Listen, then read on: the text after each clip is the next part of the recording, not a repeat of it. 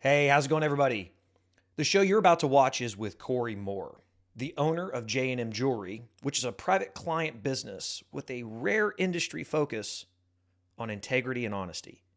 In this show, Cory and I discuss everything from aliens to Elon Musk to the current environment of our world and ethical issues that we face on a daily basis.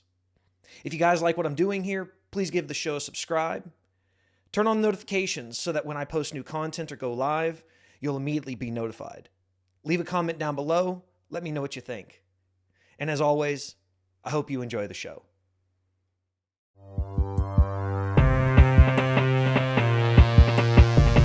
Yeah, so have you pretty much stayed here the entire time? Yeah, so I went to school at Texas State. So when I graduated from Tomball, I did a little bit of Lone Star, college thing, and then finally went to Texas State. Graduated from there in 2006, and then pretty much was in a hurry to move back. Yeah. I was doing the whole fitness thing. My formal education is in anatomy and physiology, and so I had a company that was doing management and consulting for fitness centers. We were working a lot with like oil and gas companies, community centers. So we had a contract that was pretty much secured and ready to go. And so I was trying to get back here and get going on that. So other than going to Texas State and moving to San Marcos, Yeah. I came back here. And then I was living Spring, Cypress, and Huff Smith Corville, that neighborhood right Yeah. there on the corner. Yeah. We sold that house, I think, about 2012, something like that. And then now we're over by Klein High School. Cool. So that's actually when we moved. We moved from Phoenix. So we came here in 95 or 85. Okay. Parents bought a house and we actually lived over there. My brother went to Klein, Nice. and but he graduated. He's 11 years older than me, so he graduated in like 89. Yeah, I was going to say Yeah, is out there. But yeah, we lived off of Lowetta, Wimbledon Estates. Okay. Yeah, Yeah. I know exactly where it's Like at. if you drive, so if you're heading, say from Steuben Airline towards Wimbledon, Yeah. you hit that first entrance, go to the second one, like down towards the Mochiano, where Mochiano Gym used to be. Okay. Like hit that second entrance, go down, and like a quarter mile down on your left. If you ever drive through there, it's still there. It's the only house in this neighborhood that has like this red tile roof. Okay. You drive in there. People have really jacked it up. They like whitewash the entire house, so it looks kind of weird. But yeah, it's a house and then my parents bought the ranch out here in '92, and that's when we moved. We were up in Pinehurst, Okay. and that's pretty much moved out from up there. Your parents still in the area now? Mom's moving back down here. My father passed away last year. Okay. In February. They've been on Lake Conroe since 2007, 2008. Okay. And that house is the bane of my fucking existence. Yeah. Dude, so they bought this house, right? Beautiful home right there on the lake in a place it's South part of the lake? So it's on the south side towards Walden. Okay. But it's not in Walden. Yeah. It's like just before you hit that first little bridge to go over the water. I know exactly where it's at. So they're on the right side there, and so they bought the house and we remodeled it completely, top to bottom. They gutted it, had like a recessed floor. It's a reversed floor plan. Mm-hmm. So when you go in, there's like a set of stairs to go upstairs, and the main level of the house is upstairs. Living room, kitchen, master bedroom. Well, in the living room, it was recessed floor. So went in, we raised, framed it out so everything was level. Okay, did all that. Well, then that was just before Hurricane Ike, and then the wind got really bad up there, and so my parents had these huge, massive doors. They were 8-foot tall doors that they put on there, and they had metal inserts in them. Well, the wind blew the doors out from the lakeside. It was like a small tornado, blew the back windows in. The whole back side of the house is massive, 10-foot tall glass. It literally laid the glass down. Like they didn't break them, but blew them in. Wow. And laid them flat down in the house. Blew the front doors out and wrapped them around the columns. Wow. Out front. So they were on the water then? Yeah, right on the water. Yeah. And of course, Ike was really bad destroyed the boathouse and all that stuff. So that was in 2008. And then we went in, we fixed everything, cleaned it all up. a year later, after they'd moved back in, all put back together, they have this massive island in the kitchen where the sink is in the island. And one of their damn cats, when they weren't home, gets up on this fucking island and starts like rubbing on everything, as cats do. And it had like a big, huge swivel neck, and the neck was over the countertop. Well, the cat turned on the fucking water, and water ran for like 3-4 hours. And it's on the second floor. So they're down below is 3 more bedrooms plus another kitchen, a laundry room, all that stuff. Man. And that's right below the upstairs kitchen. So it just flooded everything downstairs. And then water got into that recessed floor area. Wow. That wasn't really messed up after Ike, but flooded that area. So all the flooring had to be torn up because it was all insulated. So did insurance take care of that? Yeah, So yeah. Like the dog ate my homework kind of thing, Yeah, right? that's exactly what it was like. And then Wow, man, that's crazy. Well, then of course last year they had the freeze, Right. and like 7 pipes broke in the house. So the freeze happened on the 16th. My father passed away on the 19th. Oh, man. So like day of the freeze, like pipe broke over the master bedroom. 2 pipes broke in there, flooded the bedroom, part of the upstairs, went down to the 2 bedrooms downstairs. Then 2 more pipes broke in the garage, and just, of course, luckily it's a garage. It's not too bad. But then the day we came home from, we didn't get to see my dad at all in the hospital. The day we get home, my mom walks in, and she hears this crash. Because we got to go see him after he had already passed away. So that evening, she walks in, and she hears the theater room TV on. And all of a sudden, she hears this crash. And 2 more pipes broke over the theater room. Oh, man. And I guess they just, after everything, because we kept getting the pipes fixed, Right. It took some time to thaw out or something. Yeah. And then just and broke right over the theater room. And so that really sucked. Yeah, man. that's tough, man. Yeah, that was hard. That was hard on my mom. And she tried to make a joke of it. She was like, "Well, that's your father." She's like, "Look, if I can't use my fucking theater room, ain't nobody gonna use it." Right. So now, what did your dad pass away from? So they were actually on complications of COVID and pneumonia. Okay. They were actually on vacation. They went to Zion, and sucks. In Utah? Yeah. And so I was actually supposed to go. I ended up not going because I had to stay back, run the business. Actually, sad story. My dad and I got into a huge fight at the beginning of December. But we were starting a massive new contract. And I was just like, look, this is an opportunity. I'm going to go ahead and stay back. I'd rather, because we rented an RV. We were all going to drive in an RV, drive up there together, go pick up Kendra and Ty up in Oklahoma, drive out to the mountains and stay for a week. Uh-huh. Man, they all got sick on the way back. Every single one of them got sick. So like my mom was really, really bad. Well, my dad, it was on the way, he was within 10 hours and he started getting super, super sick. Which was the pneumonia. He only had pneumonia to begin with.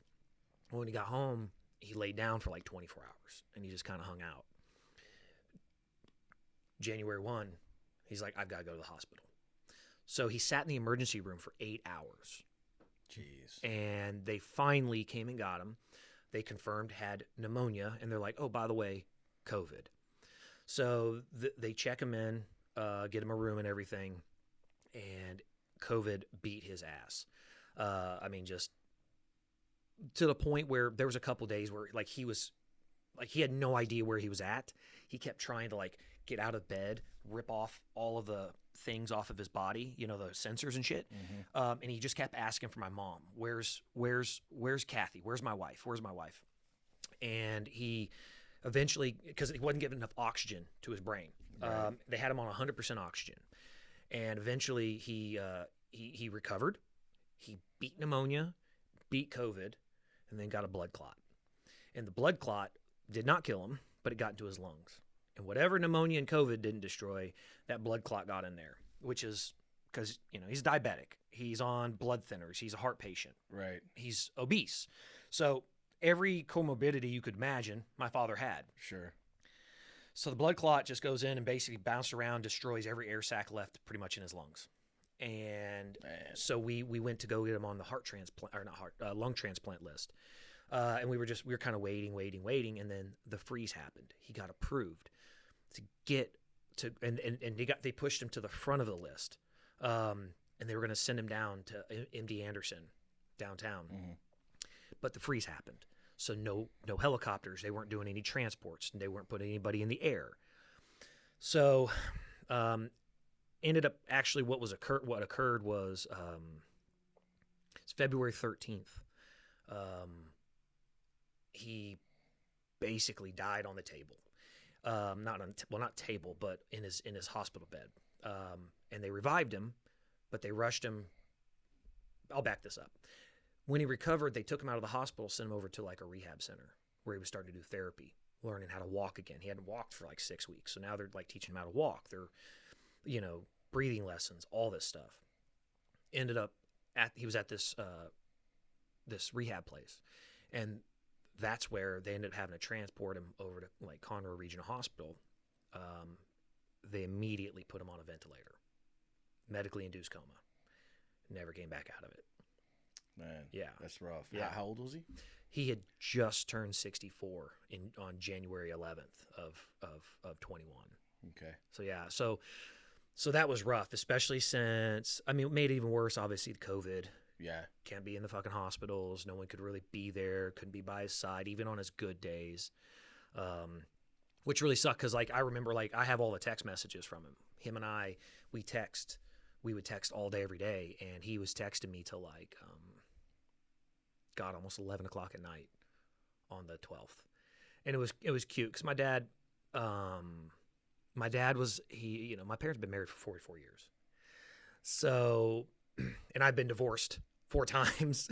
So, my dad, the last thing he said to me was, I want you to be happy in life. I want you to find a good woman in your life. Yeah. That was the last thing my father was thinking about. Yeah. In a real coherent way. Right. And having a conversation with somebody because nobody else had talked to him. Mm-hmm. Past that, it was just me. And man, it was rough, man, because he's just such a good dude.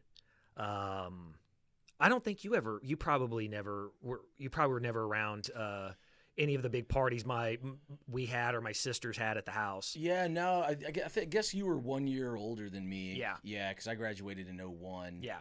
But no, I never got to meet your parents or anything like that. I remember that you were involved with, it was speed skating? Yeah. Yeah. Yeah. And that's what I remember. And I know you and I didn't really even chat much growing up. But yeah, I was never there. But I knew I think you were pretty familiar with Jeff Graybrook and Ty we played Steely. basketball all together. Yes, yeah. I had a tendency to hang out with a lot of the older guys that were a year or 2 years older than me. So, yeah. So Jeff is actually married to my cousin. Oh, okay. Yeah, I know he's still around this area. Yeah. They're over here in Tomball. I used to see him at the 24-hour fitness before that closed down. Yeah. I used to see him there every day because that's where I work out as well. Yeah, he married my cousin who lived with us, so she's like a sister. Okay. Ty Steely, he married my sister. Okay. So, but yeah, they and then I think you knew my first wife, Natasha. Well, it was Natasha Gray.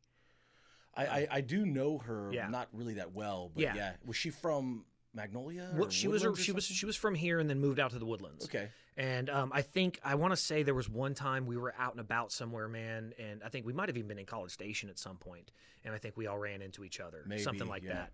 Yeah, but yeah, they're all here, man. But it's kind of a trip. But yeah, my dad was he was a really cool dude, just a good guy, man. And so it was really hard, that situation, just because, like I said, we couldn't see him, and then the freeze.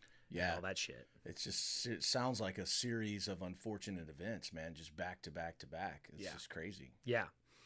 Yeah, and like I said, that house, thank God it's soon to be behind us. Yeah. But Now, your mom's still there? yeah, she's there right now, but she is eventually moving out this way. So she gonna sell the property? Yeah. Well, I know they just did the Margaritaville out there, right? So that's got to be helping property values and just demand, right? I think demand is pretty good. Properties like theirs are I mean, right there on the water. Yeah. People are going to want those regardless. No matter what, yeah. But I think it's bringing in a larger volume now, which is there. Well, I keep hearing that Conroe is one of the fastest growing areas in the United States. Yeah. It's just you don't think about that, but there's always been a demand for Lake Conroe, but then you've got the city of Conroe, which, I mean, as a kid, I never really went to the city. We were always going to the lake, right? Right. But I think, it's been booming, and I think the same is true for that I-35 corridor between Austin and San Antonio and all that. It's huge. Yeah. Well, from what we were told, because we owned some property off 45, right by 1488 and 45. Owned a huge tract of land out there a long time ago. And my father was a good investor, but he wasn't one of these insane detail guys. He just bought stuff that he liked, right, and knew that it was going to be something. Sure. So this was literally just before the Grand Parkway. Mm-hmm. They hit, but we knew they were buying land out here in Tomball, right, off where it's at now. We knew. I mean, you could see they had been buying land for the last 30 years when we were in school. Yeah. And so they had property. We had property on 45 and stuff like that, and that when I guess he sold it right when it was announced that Exxon was coming in. And so then all of a sudden you started seeing this massive influx of property, larger property purchases in the Woodlands. Mm-hmm. And now it's everybody who works in the Woodlands, the Exxon, the HPs, stuff like that. They're buying these houses out in Conroe. They're going further and further out. So it's growing insane out there. Yeah, it's nuts, man. I remember how long they were talking about the Aggie Expressway. I mean, it was I feel like they've been talking about it for 30 years. Yeah. And then they finally got it done, and I don't even think it goes all the way to College Station yet, but it's getting close, right? Have you driven up there lately? I've been out there. It's probably a couple months ago that I Okay. went out there. And I can't remember where it stops, but I feel like it goes well beyond Pinehurst and almost Montgomery at this point, right? Yeah, it's only I think it's 1486. Okay. Goes all the way to 1486 and you have to exit there. Yeah. From there, if the road continues, it's only 2 more miles all the way to 105. Okay. But you have to the way it's at, you kind of have to go off to the side and around. Yeah. And they're building before they won't open. The road itself is complete. But they're building the overpasses from 249 to come on to 105. So they won't open any more sections of the road until they build those overpasses. Okay. But I remember when we moved out here, part of 249 was a dirt road. Oh, yeah. It was insane. Yeah. Explaining that to anybody now? Yeah. Saying oh, the whole thing's a toll road. It was it was all surface road, 1960 all the way up. Mm-hmm. And then up by where we were, there was part of it that was a dirt road. Yeah. When we moved out there. I had an aunt and uncle that lived on Cypress Rose Hill Road, Yeah. and so I was out in Bear Creek, and we would take Barker Cypress the whole way over. It was literally almost an hour drive Mhm. because of just the stoplights or the stop signs or whatever speed limit. Now it's 20 minutes at the most, Yeah. from those two locations. I mean, it's unbelievable. My parents are in Rosewood Hill. They've been out there since, I guess, 95. Wow. So they haven't moved at all. Same kind of thing. That neighborhood is blown up a lot. There's a high demand. So I think they want to sell and get out. My grandfather has a decent chunk of property right there at the corner of Robert Cemetery Road Yeah. and 2920. So they've got lots of some master plan communities and stuff. It's actually right next to Texas, not Texas Roadhouse. What's the name of that place? it's 2920 Roadhouse. Okay. So Yeah. he's on the Michael Berry show a lot, advertising. It's got like a steak joint out there and a big outdoor venue. It's pretty cool, man. But that used to be out in the middle of nowhere. It was nowhere. Yeah. It's like there's a bar and a music venue. It's crazy. Have you been out to Hans No, on I 2920 don't yet? know what that is. So they built this new crawfish joint. It used to be further out. It was in Waller. Okay. Now it's right there on the border. It's right on the city limits of Tomball, right on 2920. Okay. And it's a crawfish joint, man. And if you go out there, they're only open So for out towards 290. Yeah. Just leave, like, if you're gonna hit, it's probably 3 miles west of 249 Okay. on 2920. So just head straight out 2920, man. There's this badass crawfish joint, man. And so they're just doing crawfish year round? So they just opened it.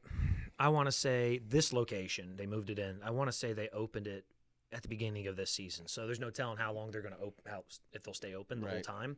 Seasonal or whatever. Yeah, but they open at like 4 in the afternoon and Nice. stay open till like 10 at night. And dude, there's a line, like 100 people deep. Mm-hmm. And it's a dirt parking lot. There's 2 people out there directing everybody into these parking spaces and everything. And they'd have cars parked all the way up and down 2920 on both sides, just all the way past the restaurant and everything. And they'll like stop traffic to let people walk across 240 or 2920 to go into the restaurant. Wow. But dude, it's great, man. It's a great place for the kiddos and stuff like that. Yeah. Pretty cool joint. You have to check it out, man. If we've done crawfish probably 20 times this year. You like crawfish? I do. We did a crawfish maybe a month ago or so. Yeah. Yeah. Did it there at the house? At our house, yeah. It was Yeah. crawfish, shrimp, crab.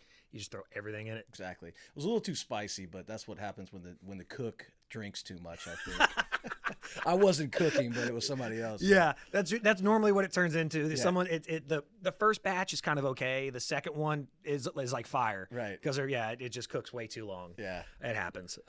I'm always the one that cooks. Okay. The crawfish, and yeah, second and third batch just kill everybody. It's They're like, they can't touch their eyes or anything for like a week. But man, it is a trip, man, being out here. Yeah.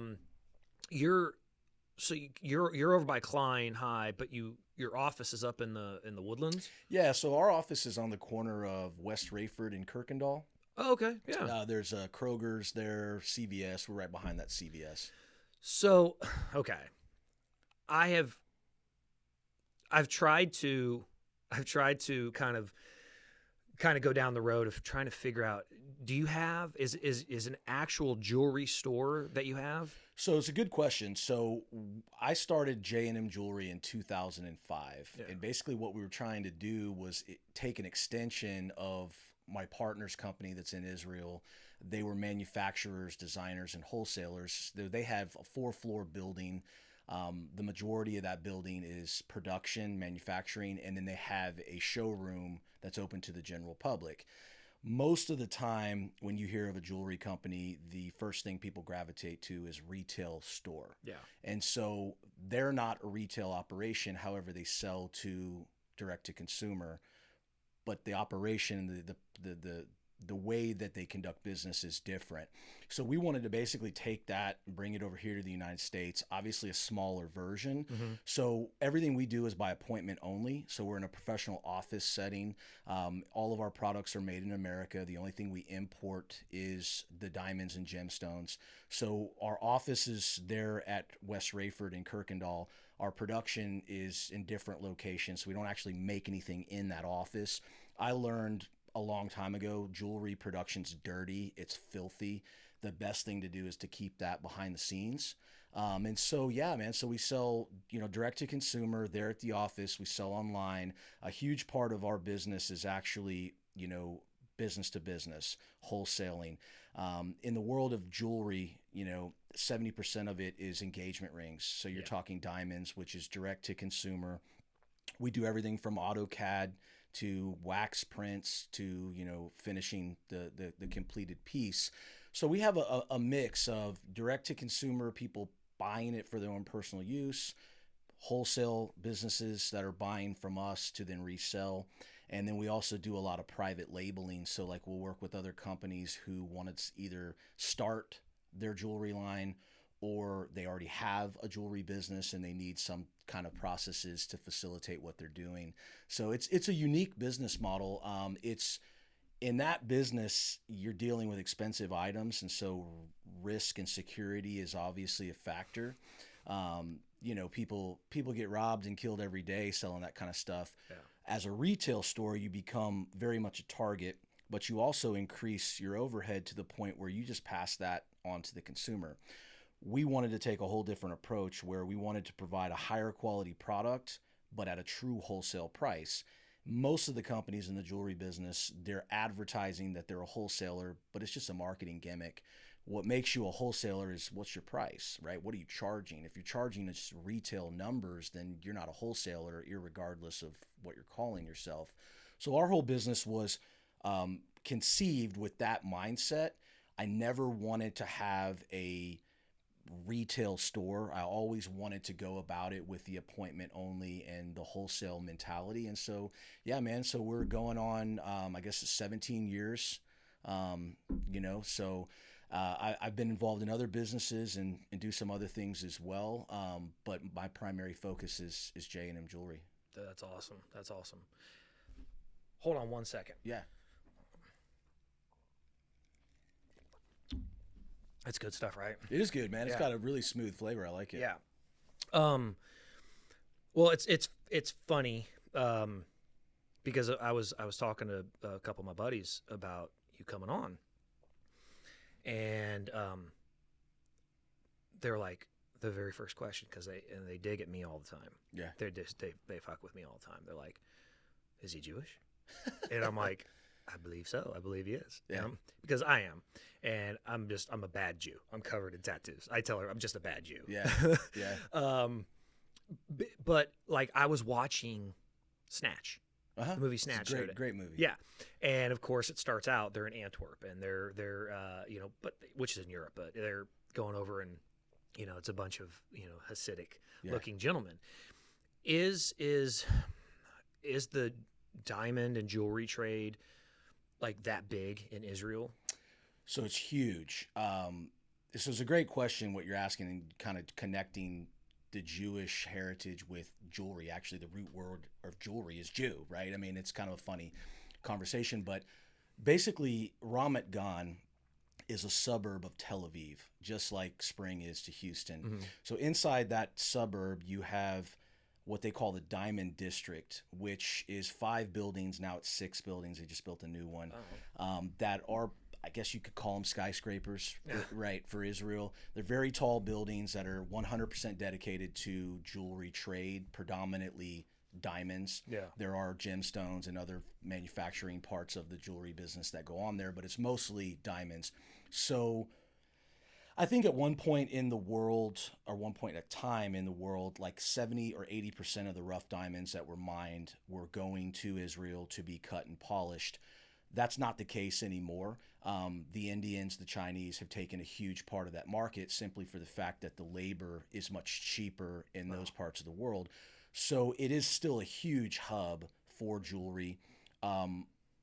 Most of the manufacturing from a rough diamond to a polished diamond is not done in Israel anymore, but they're still going to Israel to be then sold and sent out to various areas around the world. So most of your labor there is going to be for bigger diamonds, colored diamonds, things that are much more expensive, where the cost to produce them into a finished gem makes sense, if that makes sense, right?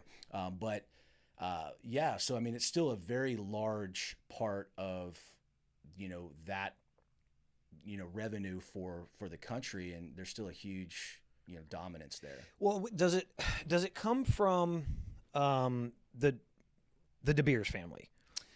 So it used to. So, there was this old conversation where De Beers, controls the diamond mines, and they're dumping off diamonds in the water out of the boats and all this crazy stuff. People thought about that. I don't know if any of that ever went on, to be completely honest with you. A lot of people, they have their opinions about diamonds.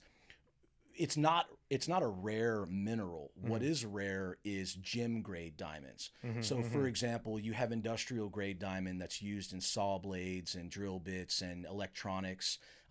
Even medical components contain diamonds, it's very interesting when you get into the other uses beyond luxury.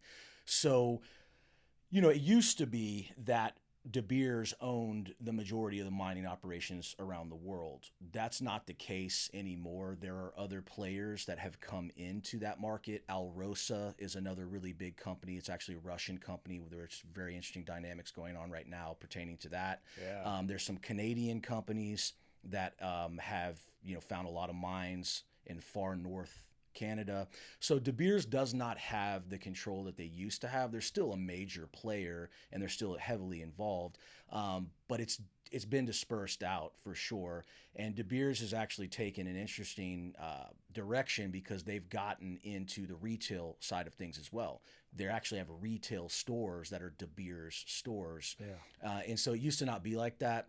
But really what you have is called site holders, diamond trading company site holders, DTC site holders. So when these big mining companies will produce the goods out of the ground, they have invitation only type of events. Well, they'll invite their big contractual players to come and bid on these rough goods that they then buy and then cut and polish into the finished gems. So to answer your question, De Beers doesn't have the control that they used to, but they are certainly the dominating reason why the marketing campaigns became so successful. A diamond is forever, going back to whenever that was, 1920s, 1930s.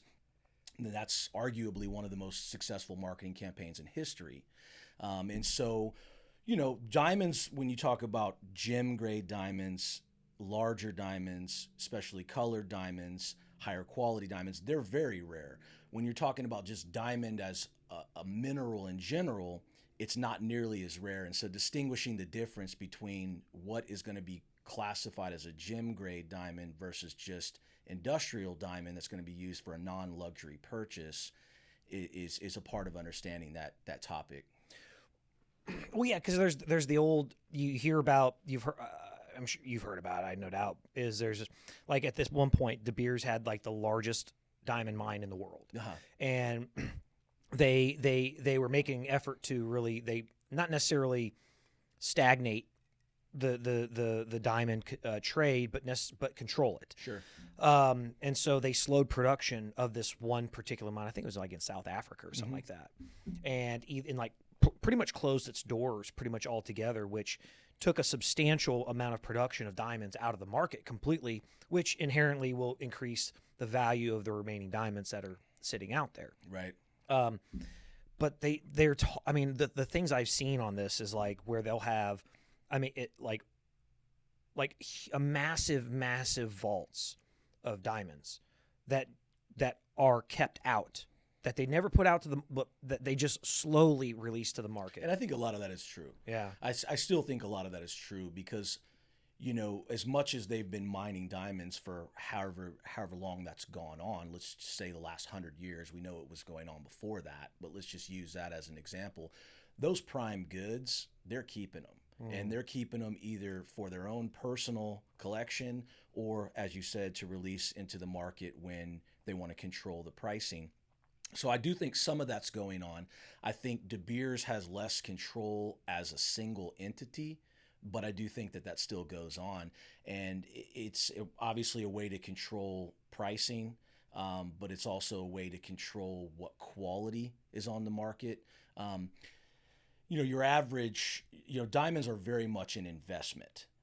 Your average 1 carat engagement ring purchased at the big box stores is not. And so a lot of people, the majority of your consumers are buying that type of item, lower quality item, mass produced type item, highly inflated when it comes to the price they paid at the retail store. This kind of item is not an investment. But diamond as a general conversation is very much a commodity and investment, just like any other commodity, gold or silver or platinum, something like that. So when you get into those larger, higher qualities or investment grade stuff, I definitely think there's a lot of manipulation in the market because it's a supply and demand issue. If they have 10,000 pink diamonds that they can just roll out in the market at one time, then suddenly there's a whole lot of pink diamonds available for purchasing rather than if they kind of trickle that out. Yeah. You know, I'm using that term, those examples loosely, but your pink diamonds, your colored diamonds, I mean, these are the items that go at Sotheby's for, you know, $40 million, $50 million, and it's just outrageous, you know. Yeah. So it's I do a lot of stuff on YouTube with this, and so everybody wants to get on there and argue with me and this and that. It's funny because a lot of them just don't know what they're talking about. Yeah. You know, and it's interesting to hear what they think, because what they think is what they read on the internet. You know what I mean? And they think De Beers is still dumping truckloads of diamonds in you know, in the ocean to control the market. And I don't think that's going on, but I do think what you're talking about is going on. I've actually never heard anything like that. I don't, you know, I try not to get too far in the weeds on too many conspiracy theories things. Yeah. Although conspiracy theorists are like batting 1,000 right now. Absolutely. Over the past couple of years. Yeah. We're doing pretty good. Yeah. What is that like? Literally dumping, like are you talking about like retail, like jewelry grade diamonds into the ocean? You know, I don't know if that was true or not, but there was this.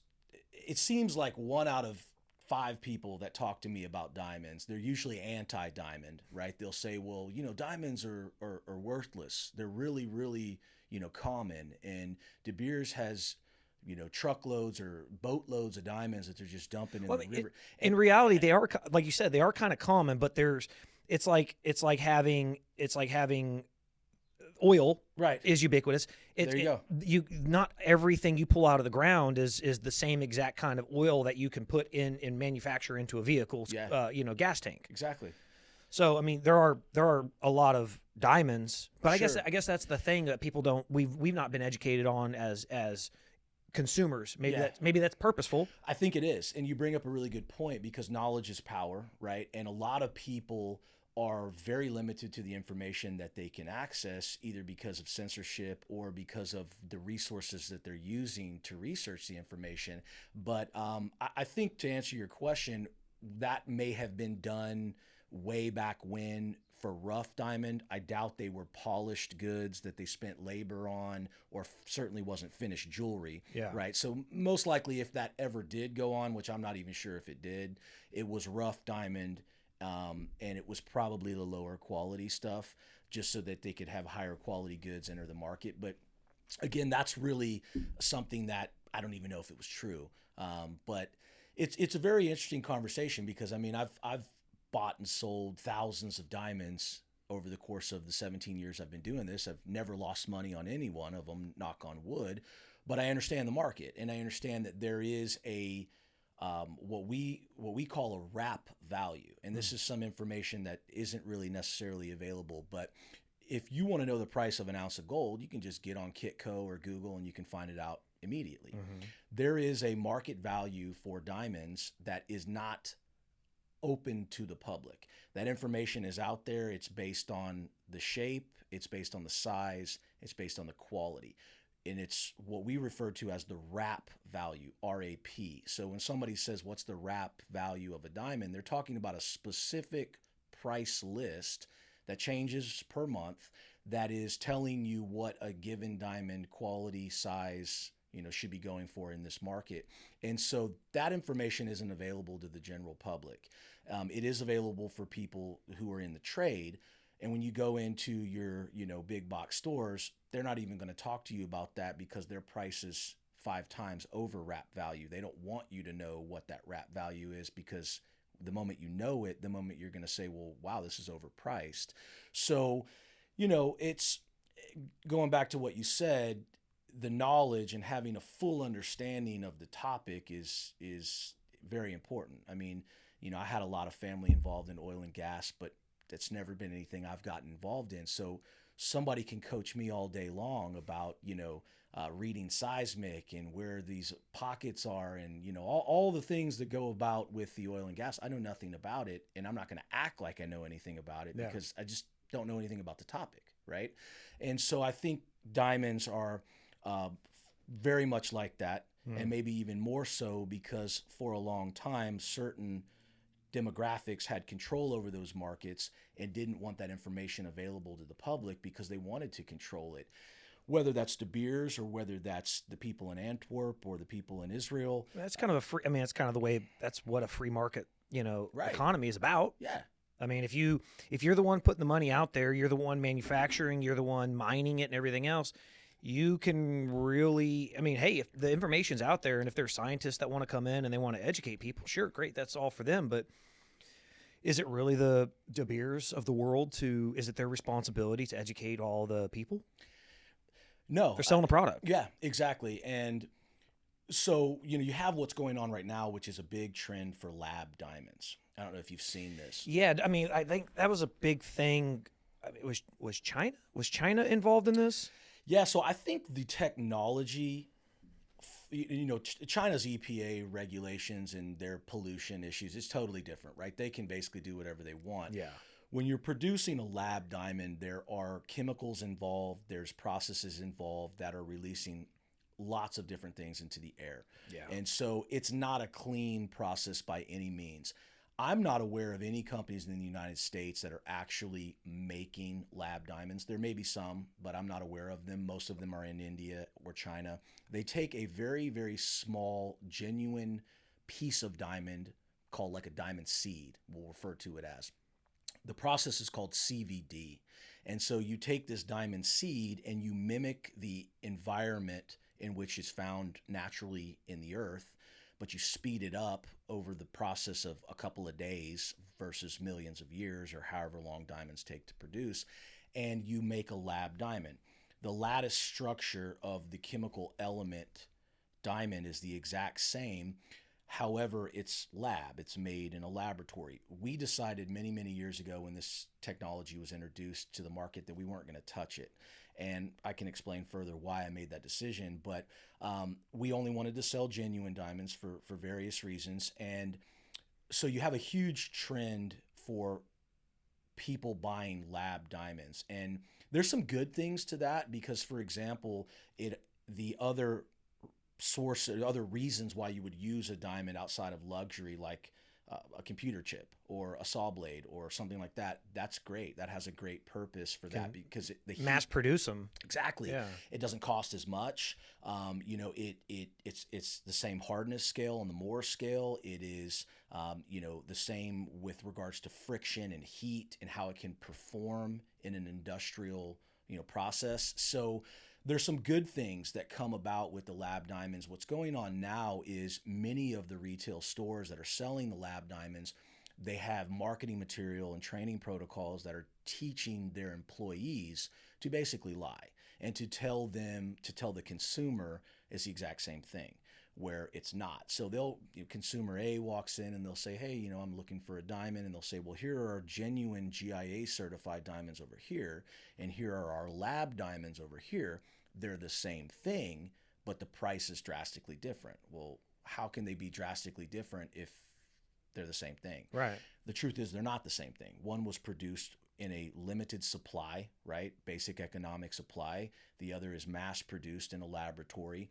And so in the world of jewelry, you have a lot of people who get divorced, right? You have a lot of people who want to upgrade. Yeah, I've been there. You have a lot of people who want to buy, trade in their diamond.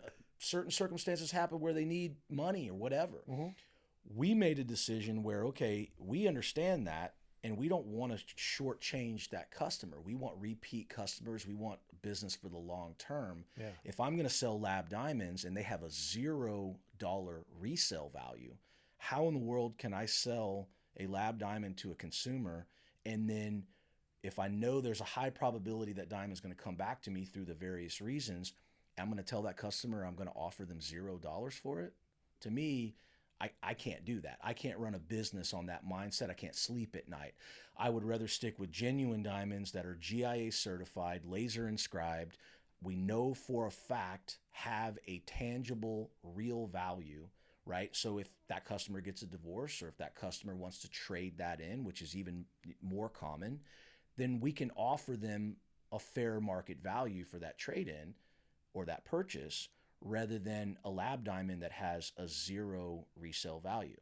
So, I mean, I've seen people buy lab diamonds, 3-4 carat, $40,000, $50,000. The value is gone the moment they walk out the door. It's a hard pill to swallow, man. It's a very hard pill to swallow because the marketing is lying to them. $40,000, and the moment they walk outside that door, it's worth nothing. It's worth nothing. Now, you have some gold and you have some metal, but that's minimal. That's minimal, right? The majority of the transaction, you lose 99% of that transaction value the moment you walk out that retail store. Now, I guarantee you they weren't told that. Otherwise, they would not have made that purchase. Now, there are some consumers that are buying lab diamonds because they can get a bigger diamond for a much lower price.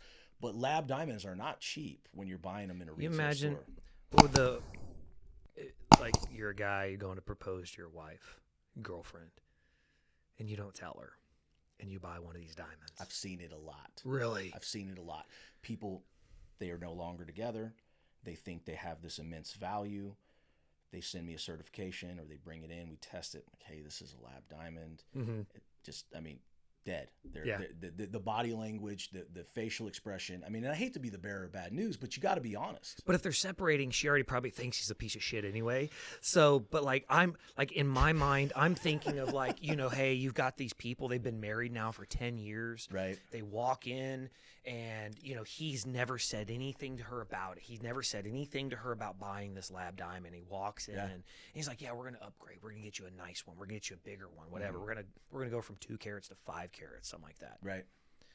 And then like I could imagine the look on her face when she realizes she'd been essentially walking around in a man made of a fake diamond. Right. Right. For 10 years. Right. And I heard a really, really good blog. It was a video blog kind of thing. And they said, look, are you buying sparkle or are you buying value? Because those things are not the same. Yeah. Right.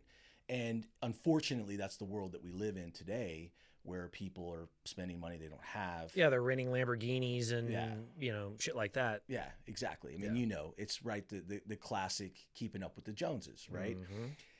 The bad part to that is they think they've got something there where if they really need it, either for the various reasons we discussed, the value is not there.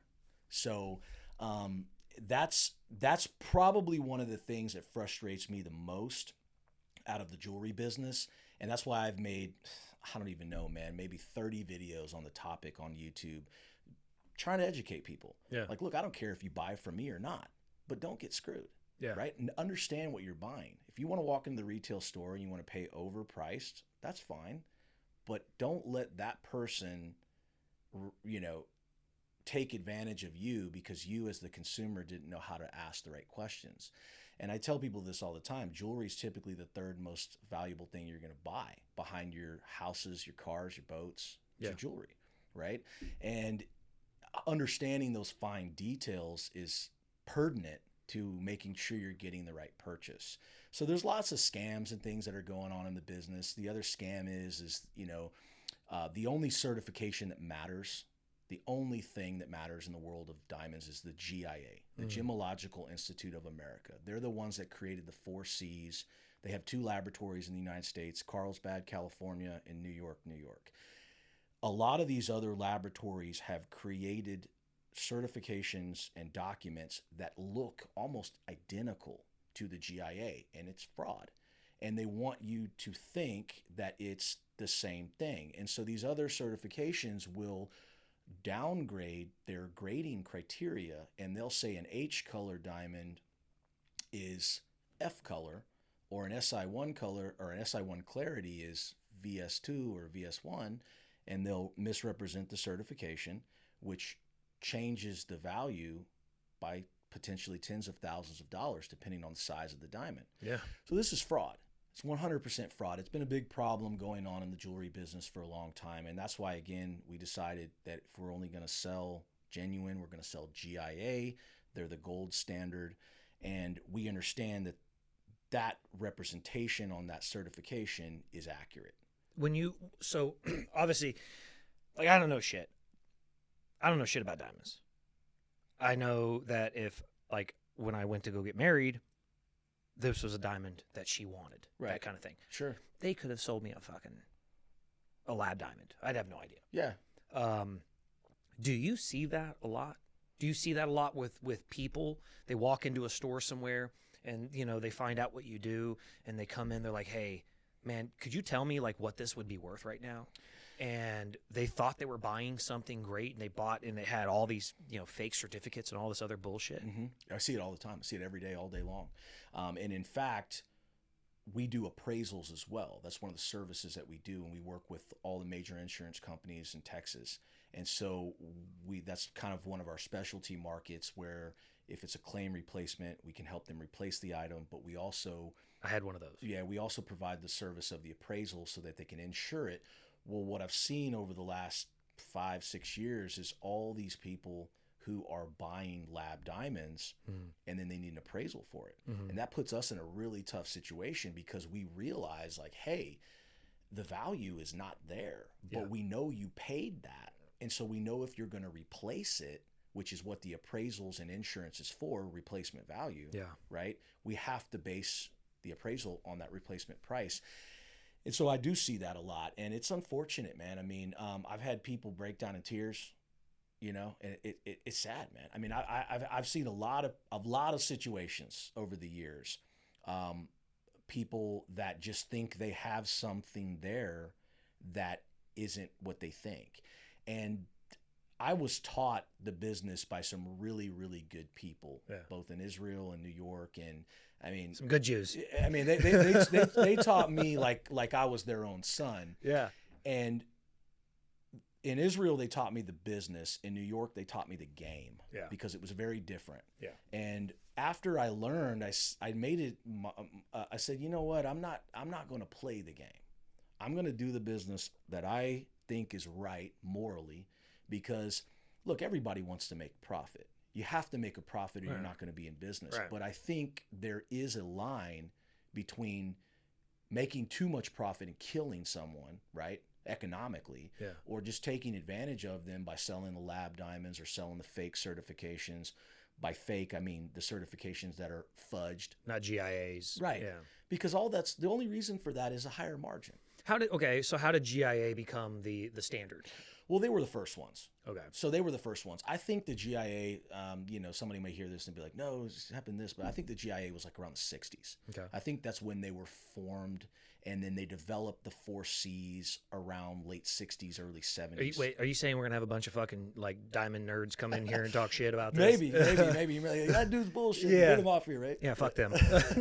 No, I mean, look, I know what I'm talking about, right? And so I only know what I'm talking about because I've been doing it a long time. Yeah. And I was taught by the people who told me what I didn't know before them. The good Jews. Yeah, and it is what it is, man. Yeah. And so it's look, there's ruthless people out there on all sides, man. There is. I mean, and the sleazy car salesman. Yeah. Right. The same thing applies for the sleazy jewelry salesman. Well, yeah. Well, you're talking about you are to the general consumer. And yes, look, like I've got family in the oil industry, so we went to school with a guy who actually holds a bunch of patents at Baker Hughes for who is that? Jason. Oh Jesus. Well, we went to school. We were school with a sister. Habernal. Okay. Jason Habernal. Yeah. So we were in his sister's in my grade. Jason was 98. Okay. But he played. Yeah, he was in sports and shit. But anyway, Alicia is his sister's name. Okay. He has a bunch of patents at Baker Hughes. Nice. And everything he was doing was designing drill bits. Yeah. Like patented material. So like it's. I understand. Like the general person may not understand that a drill bit that's going into the middle of the earth has to be a diamond in order to withstand the heat and the pressure and the force that's being put on it, not to just tear everything apart on that rig. Right. So only thing we all think about is these diamonds, and it becomes a luxury item. It is a have and has not sort of thing where the bigger diamond you got. I mean, we see them. You see them on Facebook and Instagram and YouTube where these guys walking around with a tester and they're putting it on there and they're trying to like, gotcha kind of thing. Right. And it's more. There has become a greater value, an intrinsic value, put on a diamond outside of what it's really worth. Yeah. There's the status of it. Yeah. And so people have become, I think I've seen it just become extremely ruthless in that industry because they want, I mean, people are willing to pay for status. That's right. I mean, and I think that's always been the case, you know, because you can go back well into Maria Antoinette and old school times where you have people purchasing massive jewels and gems, and look at the crown jewels of the British family and all these other things. I mean, that's what they're buying, right? They're buying status, you know, and so I think that that's always been the case. And I think that's why there's such a demand for the lab diamonds now, because it gives the appearance that you have something that you really can't afford. But do you guys gold is traded on the stock exchange, right? Is there a platform for diamonds? There is, yeah. So there is, and so it's called RapNet. Okay. RAPNET.com, and so that's where you get rap value. It was developed by a gentleman named Martin Rappaport, and so not related to Michael. No, totally unrelated. Good, fuck that guy. Yeah. But it is a platform for trading diamonds. It's generally closed to the general public, but it is for the people involved in the trade. Kind of going back to the closed door side of the business that, you know, has always been a part of the jewelry business. And when I've spoken to people trying to get in the jewelry business, not even diamonds, because we do a lot of other stuff other than diamonds, and people will say, you know, this business is so closed doored. It's hard to get anybody to talk to me. It's hard to get anybody to teach me. And I think that, like, to your point, I mean, there are other businesses and industries like that, but diamonds and jewelry is very much like that. And so, yes, there is a platform that's available. It's just not available to the general public. Well, let's look. Harvard's biggest asset is not based on how many people it accepts. It's on how many people it denies. Right. Everybody wants to go to Harvard or MIT simply based on the fact that there's so many people that they heard about that didn't get in. Yeah. You heard about your friend that didn't get in, so I want to get in. The top 1% or whatever, right? Yeah. Yeah. So you can't, I mean, okay, you can even take it back to, like, you know, you want to go back to, like, the Masons and stuff like that. Yeah. But you're talking about a private enterprise. You're talking about business that says, hey, we don't have to accept everybody in here. Yeah. Look, this is not a regulated industry like or even something that would fall under like the Masters or Augusta, where it says, you know, hey, you didn't have women at the club for 100 years. You have to take them now. That kind of thing. Yeah. You have to fucking do that. No, you're right. I mean, you're absolutely right. And that's why a big part of what we do to the consumer is education. Yeah. And that's the first thing we do is education, because you can overeducate a consumer and you can lose them. And people's eyes will roll back in their head. Yeah, they're like, I don't give a damn, right? Just here's my credit card. Is it pretty, and does my wife like it? Yeah. You know? Yeah, and there's a fine line. Yeah.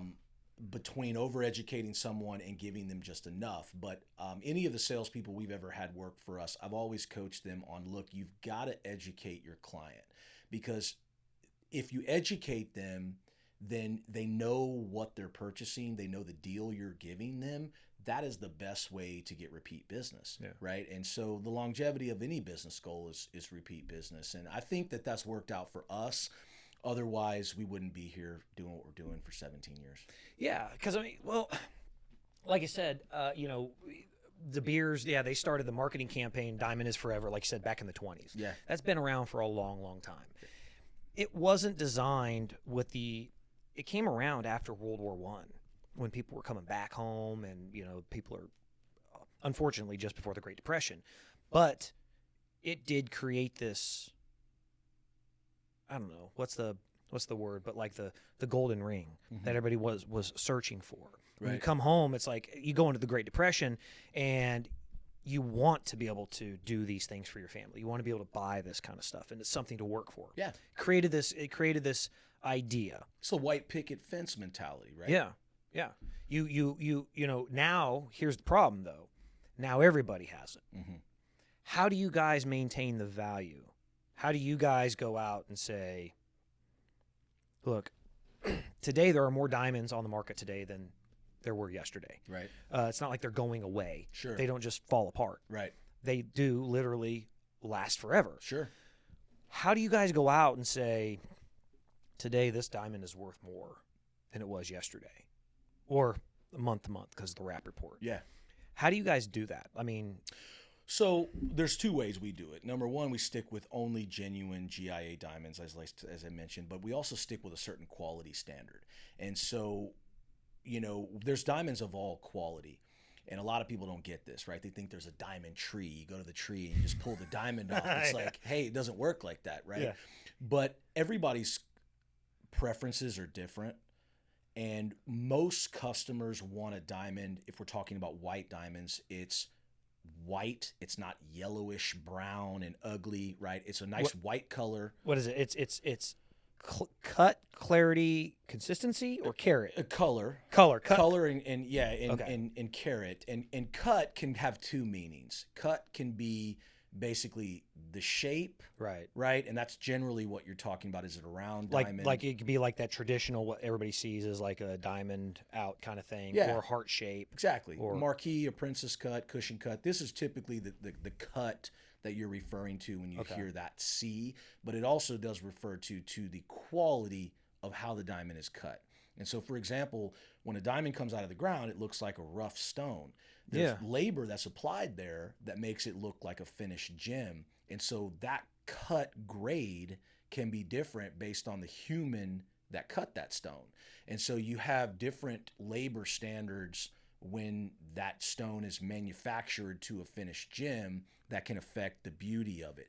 I mean, I've seen some really high quality diamond material, but it was cut by an apprentice who just been on the wheel for 1 month, and it looks like total shit. I mean, it looks like Stevie Wonder cut the diamond. You know what I mean?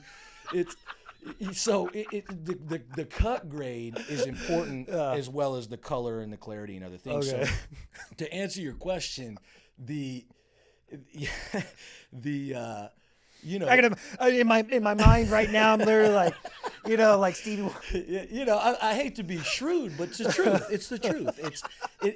The person that touches that stone Yeah. better know what they're doing, other they can butcher not just the diamond, but the value. Yeah. You know, and that cut grade is important, and that's a part of the human that's been a part of that production process. Yeah. So the way we do that is we stick with only GIA genuine, and we stick at a certain quality standard and above. Usually when a customer comes to us, we like to stick at J color or higher, and we go no lower than SI2 clarity. So we like to stick SI2 or above and J color or above. Now this is a GIA standards. If you're talking about EGL or SMEGL or any of these other bogus certifications, that's irrelevant because they lower their standards. That's only on a GIA quality classification. We have customers who will accept lower quality, but we educate them in the beginning and they say, hey, you know what? I'm okay with a little bit of tinted yellow in the stone if I can get a bigger carat size for a lower price. Well, okay, no problem. As long as you're okay with that, then we can find you that right diamond, but we want you to understand that diamond's going to have a little bit of tinted yellow, or it's going to have a little bit of color tone to it. It's not going to be a white diamond. Most customers don't want visible imperfections that are jumping out, right? Piece of carbon, Black spots and this and that. And so there are some customers that are okay with that. Most people, I would say 90% of them are not, but you get the certain customers that are okay with that, which is fine. Everybody has their own standards. And as long as they're knowing that in the beginning, you've educated them and you're giving them a fair price, you're being upfront with them, then that's okay. But usually we try to stick with the higher quality, J color, SI2 and higher. Tell you what, I've got to pee. Okay. If you need to go do you need a bathroom? I'm good. But you want another drink? Absolutely, dude. Okay. Yeah. Perfect. All right. I'm gonna go to the bathroom. I'll get some more drink. Yeah, I'll get cool. some more. Here. Take your time, man. Yeah, man. I started the YouTube channel. So I'd intended to start it around the time my father passed away. Okay. Like that was my whole intention. I was actually gonna do it at that time, and of course with him passing away, that just fucked everything up. Sure. Man, so I started it with 0 followers. I think it was either like August 8th or July of last year, and yeah, and just built it up at this point. Cool. Where I mean, I've got like, I don't know, today, as of today, I've got like 5,200 Cool. followers, and Nice. actually, as of March 30th, it's the funniest thing in the world. I was actually accepted fully into the YouTube partner program. Monetization or Yeah, whatever. yeah. Which is hard as fuck.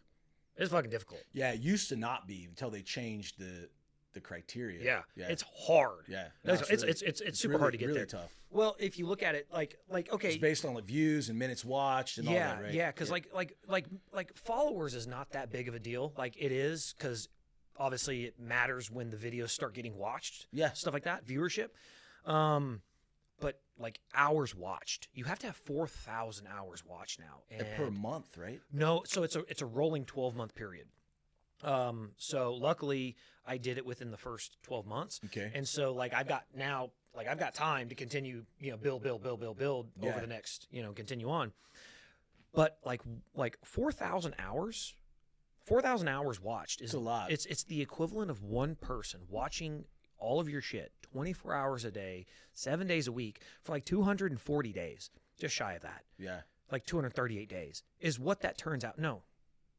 Well, Yeah, I think that it's huge. It goes back to something said about like how long the videos are, right? They Yeah. can't be too short. Yeah. Right. All these things. And I don't know if you checked any of them out. I didn't know anything about it. Yeah. So so my channel, like the vast majority, like I mean, we've been at it for an hour and 10 minutes. Yeah.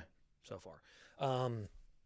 The vast majority of my shows, if I got somebody sitting in here, were an hour and 45 minutes, 2 hours. Yeah.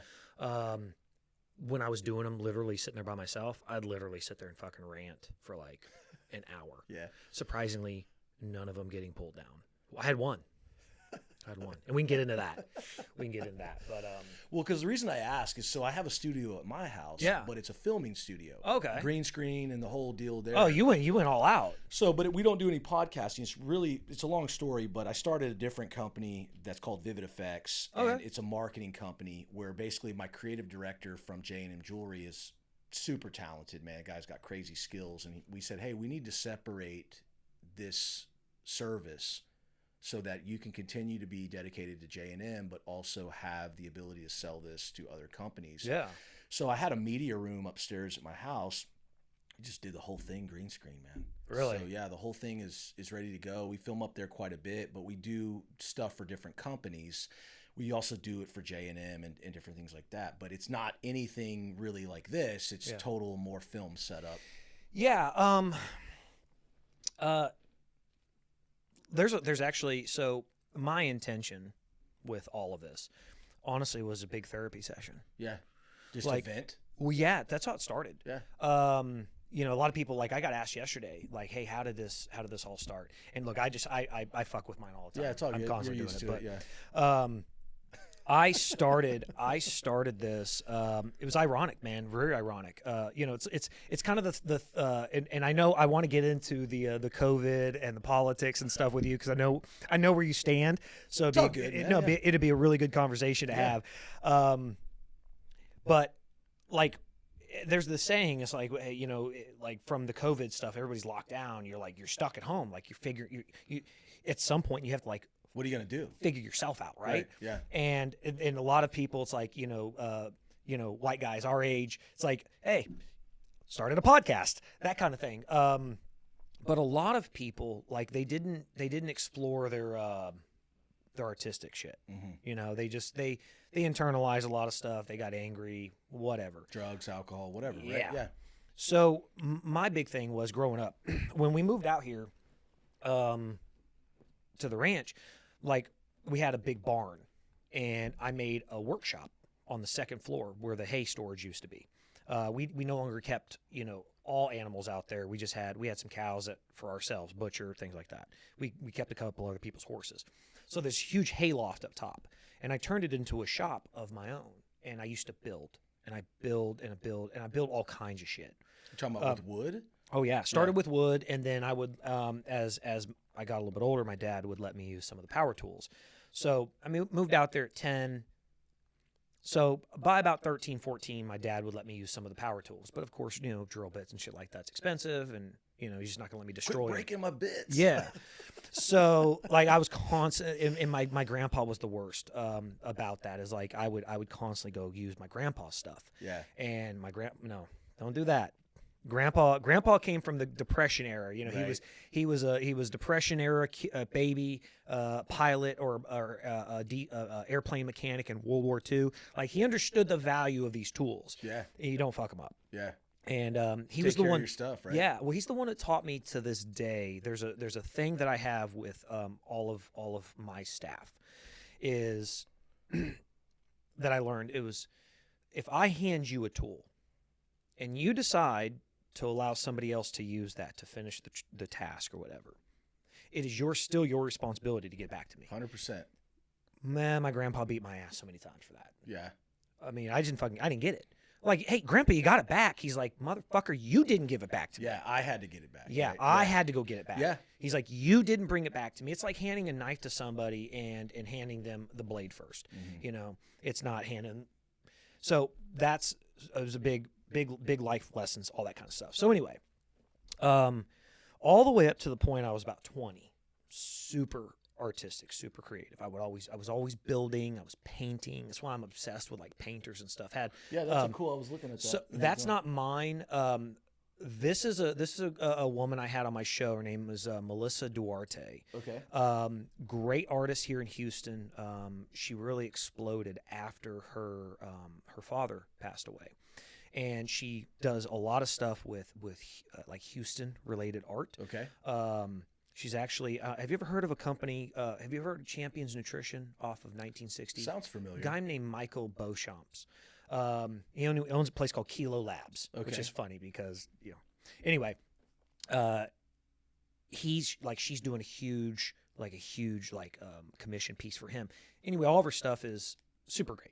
Melissa Duarte, check her out. But yeah, it looks. I like it. Contemporary mostly, right? Yeah, her biggest influence is a guy named Basquiat or something like that. Okay. I don't know anything. Again, it's like diamonds. I don't know anything about the world. I just like, hey, that's pretty. Okay, yeah, that's cool, right? Yeah. But like I really liked that. That's actually what caught my attention That's when I cool. started talking to her. So she's a really really cool woman. We had a great conversation. But so I just liked art, and I would just do shit.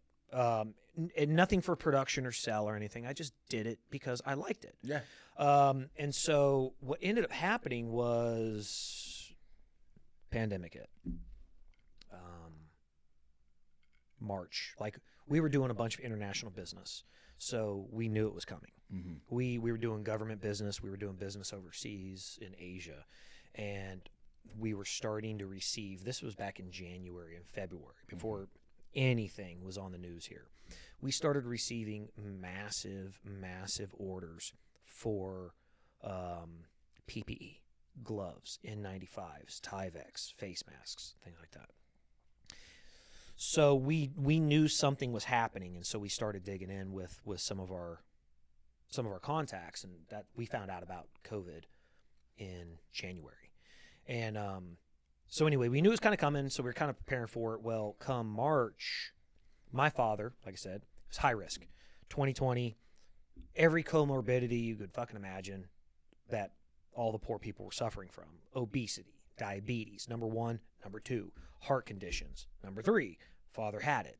And so I shut down our office for 3 weeks. Everybody worked from home. I mean, we can literally, if I needed to, I could close my office today, and 100% of everybody could work from home for the rest of the existence of this company. And I was like, but I'm not the kind of person who likes to sit around and do nothing. So I was like, you know what, I'm gonna reorganize my garage. And so I go in there and I build some shelves. And then I'm like, all right, well, all of a sudden my gym shuts down. So I'm like, well, fuck, I got to work out. Right. So I was one of the lucky people that like seeing how the pattern of certain things were going, I actually had already purchased like the weights. Yeah. And so I started building. I built myself a collapsible foldable rack. Nice. And I made it out of wood and steel. So my big thing was I got into is I could pretty much replicate anything made of steel. I can make it out of like wood and steel. So it's kind of like bespoke kind of looking. It's kind of just neat, crafty looking. Sure. And so I started doing all this other shit. And I was like, all right, well, at this point, what ended up happening is people started contacting me.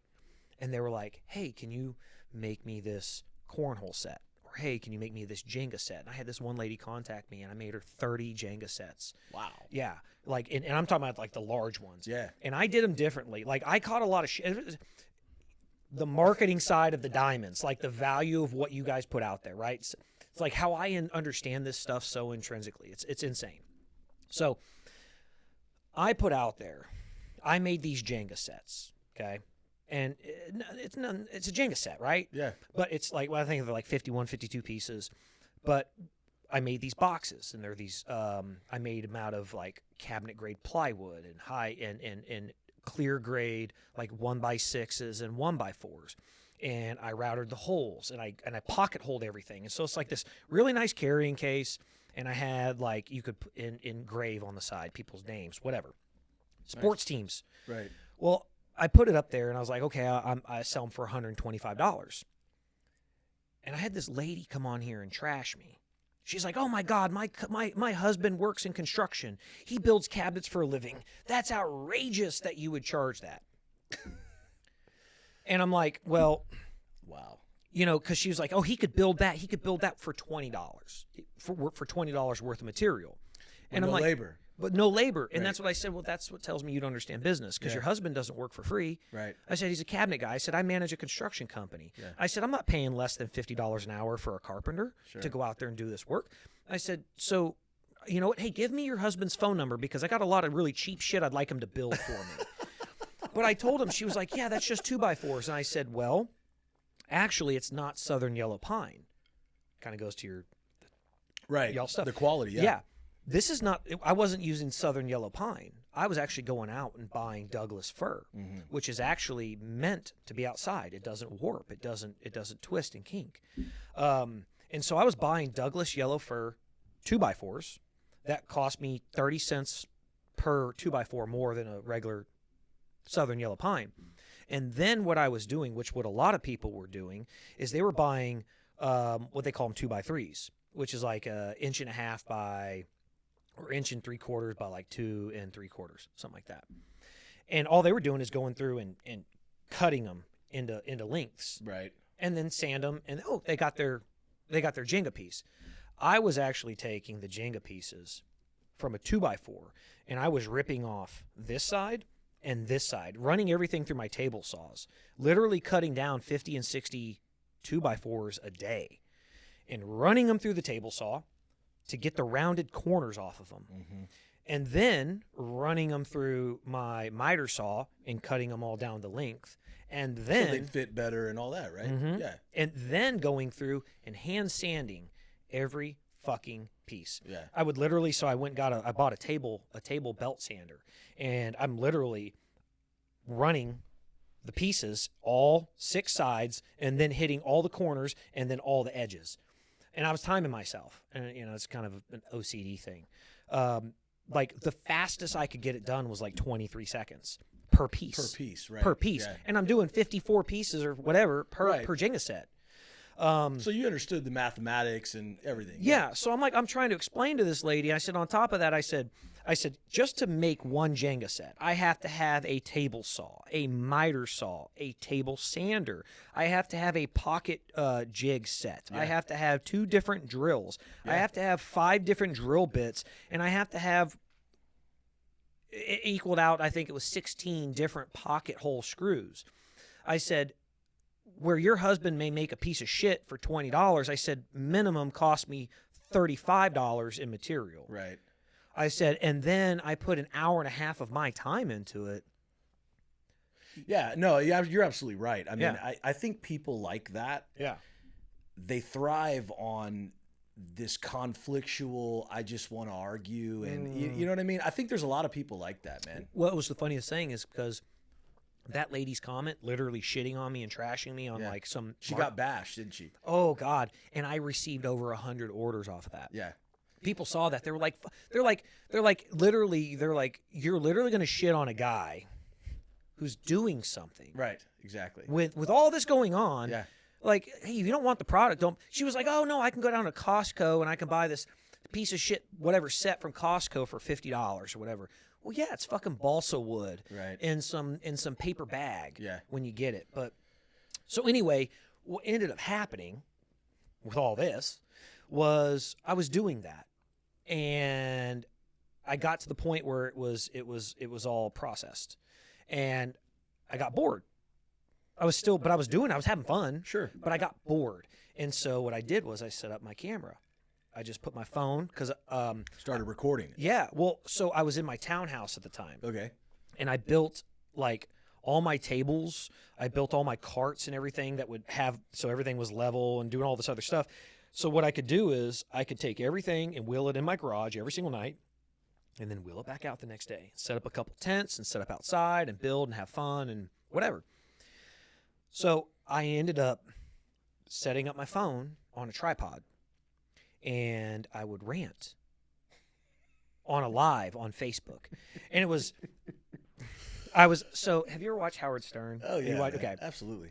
So it was my thing was, it was kind of an attempt to do the Robin Williams from Good Morning Vietnam. Okay. And the beginning of Howard Stern, Hey Now. Yeah. So I would get on there and I'd be like, what's up, Facebook? It was just this obnoxious, stupid fucking thing. And it just became this funny, stupid thing. Like, also, everybody knew I was on Facebook. I was going live. And I would have 50, 60 people watching at a time. And of course, we're going through the election. We're talking about the pandemic. We weren't yet into the censorship era of things where misinformation was being banned. I could literally say whatever the fuck I wanted to on Facebook Live. Right. And just talk about stuff. Well, that ultimately turned into this. Was I no longer had time to travel. I wasn't traveling because of the pandemic. And now, because of my father passing away, I have to run the operations of the business here. I was like, man, I liked doing that. Like, it was therapeutic. Yeah, it was exactly. It was like so cathartic. Just to, it was a release. Yeah, big man. time. I totally know what you mean.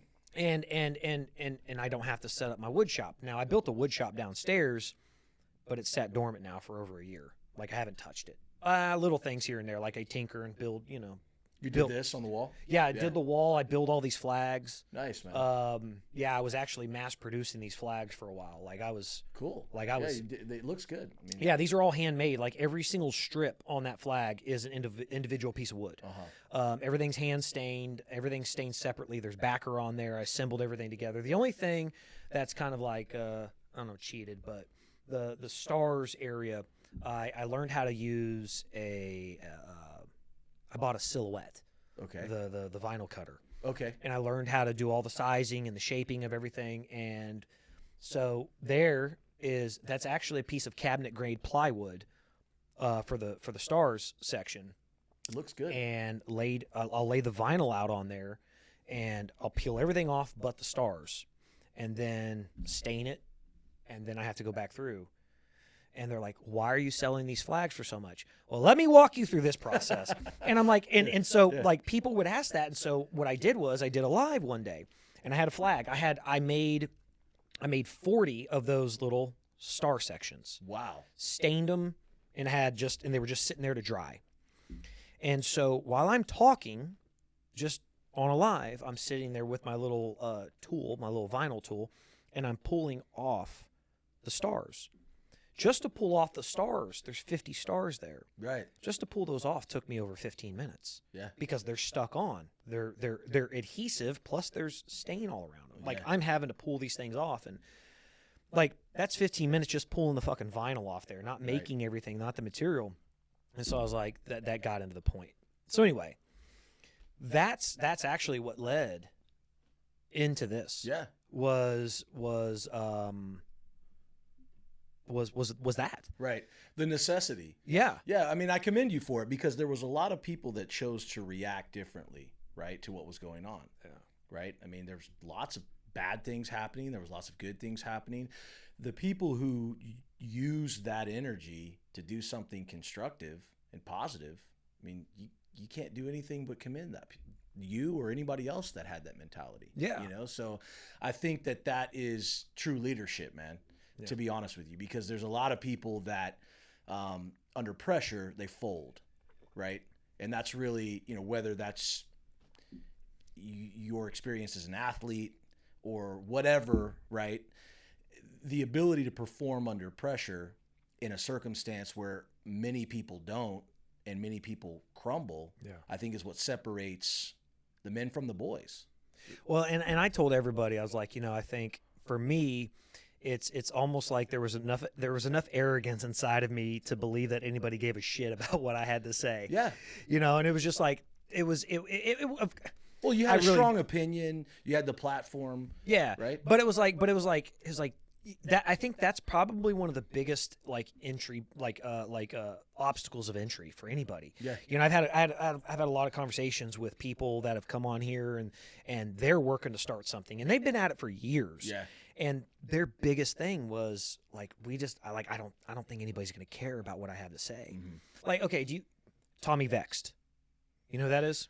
Name sounds familiar, but refresh me. Lead singer of Bad Wolves. Okay. Got big into everything. He's uber, you know, like he got kicked out of his band because he went super conservative, ultra vocal about a lot of stuff. Okay. So I've had him and a guy named Shane Vitko. Shane Vitko actually moved here after like kind of when the pandemic hit, and he and Tommy had actually started a big podcast together in LA called the Deviant Gentleman Podcast. And that was his biggest thing. He's literally creating a podcast with one of the biggest stars on earth at this time. Very vocal. Tommy Vex was he was out there. People loved him. Anyway, I don't even know the song I'm talking about. Zombie, the remake of Zombie.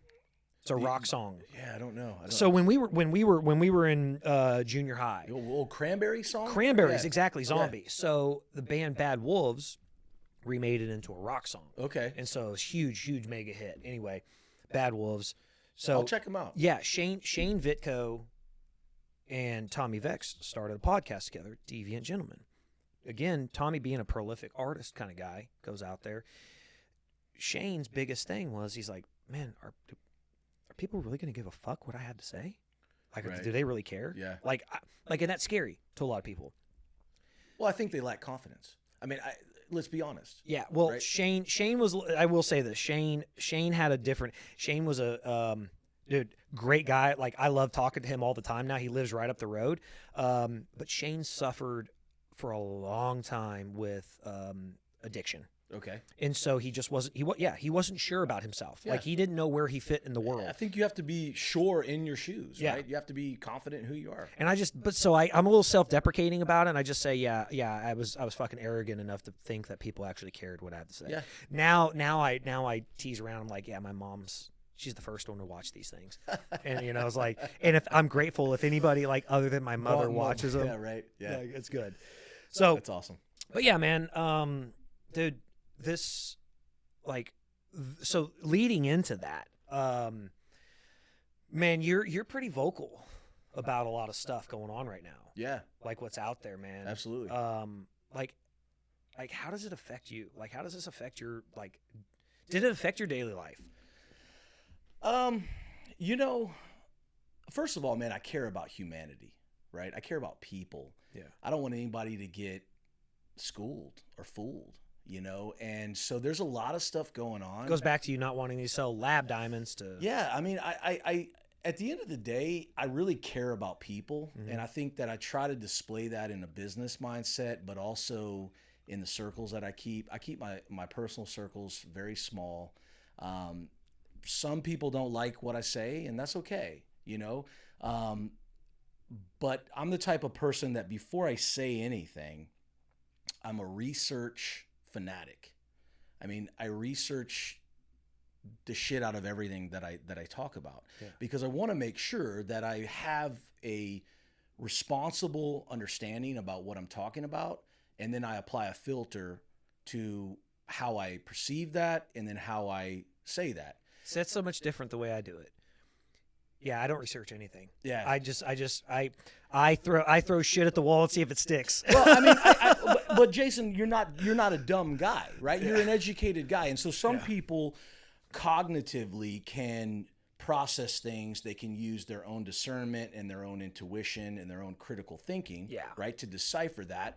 And I think you and I are alike a lot of ways in that regard. But I think that what we're dealing with right now, you know, I don't really believe in coincidences. You know, I don't really believe that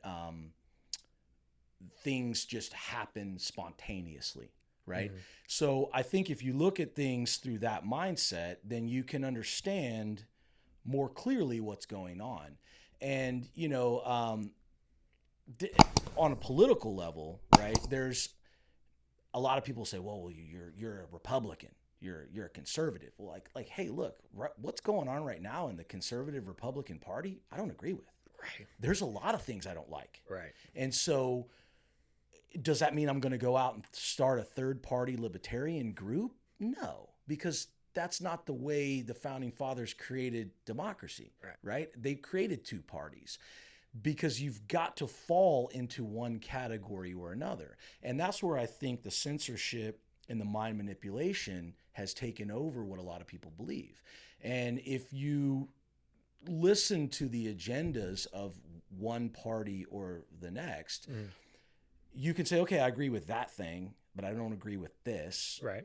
And so there's this psychological perception in the way that things are put out because they don't want you to fully understand everything and they want to bunch you into a group. Yeah. And they don't want people to have critical thinking skills. They don't want people to research what they're talking about. They don't want people to look into what's actually going on. On that really quick, I had a conversation. I went to Luby's yesterday, by the way. Fantastic. I fucking love Luby's. Is this still operating the same way? Oh my God, it's still. Yes, right there at Spring Cypress and 249. Okay. Luby's. Yeah. There's not a lot of them left. Yeah. I think Papa's corporation bought them. Is that Fertitta? Yeah, I think so. Wow. I think because they were purchased by, I believe, like an investment firm out of Chicago. Okay. And they flipped them. Gotcha. But they were trying to fold them up. They were trying to close shut them down. So yeah, I did hear that actually. Yeah. So I was standing in line and sorry, I do this a lot. No, dude, please. I sidetrack a lot of stuff. This really nice guy, man. I felt bad. So there was this lady at the counter, and her order was messed up, and I was doing like the to go. Yeah.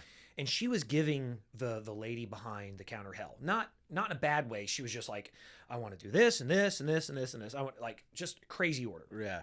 And there was this older black gentleman who had gone through the line to get us to go because he was getting like 8 orders for his entire family. And he'd gone through the line to get his food, and he came over to check out. And I hadn't yet ordered. So I was like, man, fuck, no, go. Right. There's no reason for you to be holding this tray, man. Just get up in there, brother. Yeah. Man, we started talking, and somehow we got on the topic of haves and have-nots. Okay, did you go to Tomball like the whole time? I didn't actually. I was in military school and transferred to Tomball. Okay, it's kind of a long story. That's itself, I think I remember that. Yeah. Well, I remember in 5th grade, one of the things they taught us was how to balance a checkbook. Yeah. Like that was a part of the class. Exactly. Right.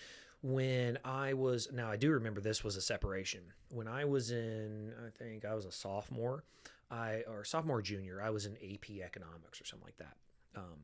Go figure. Jews, good with money. So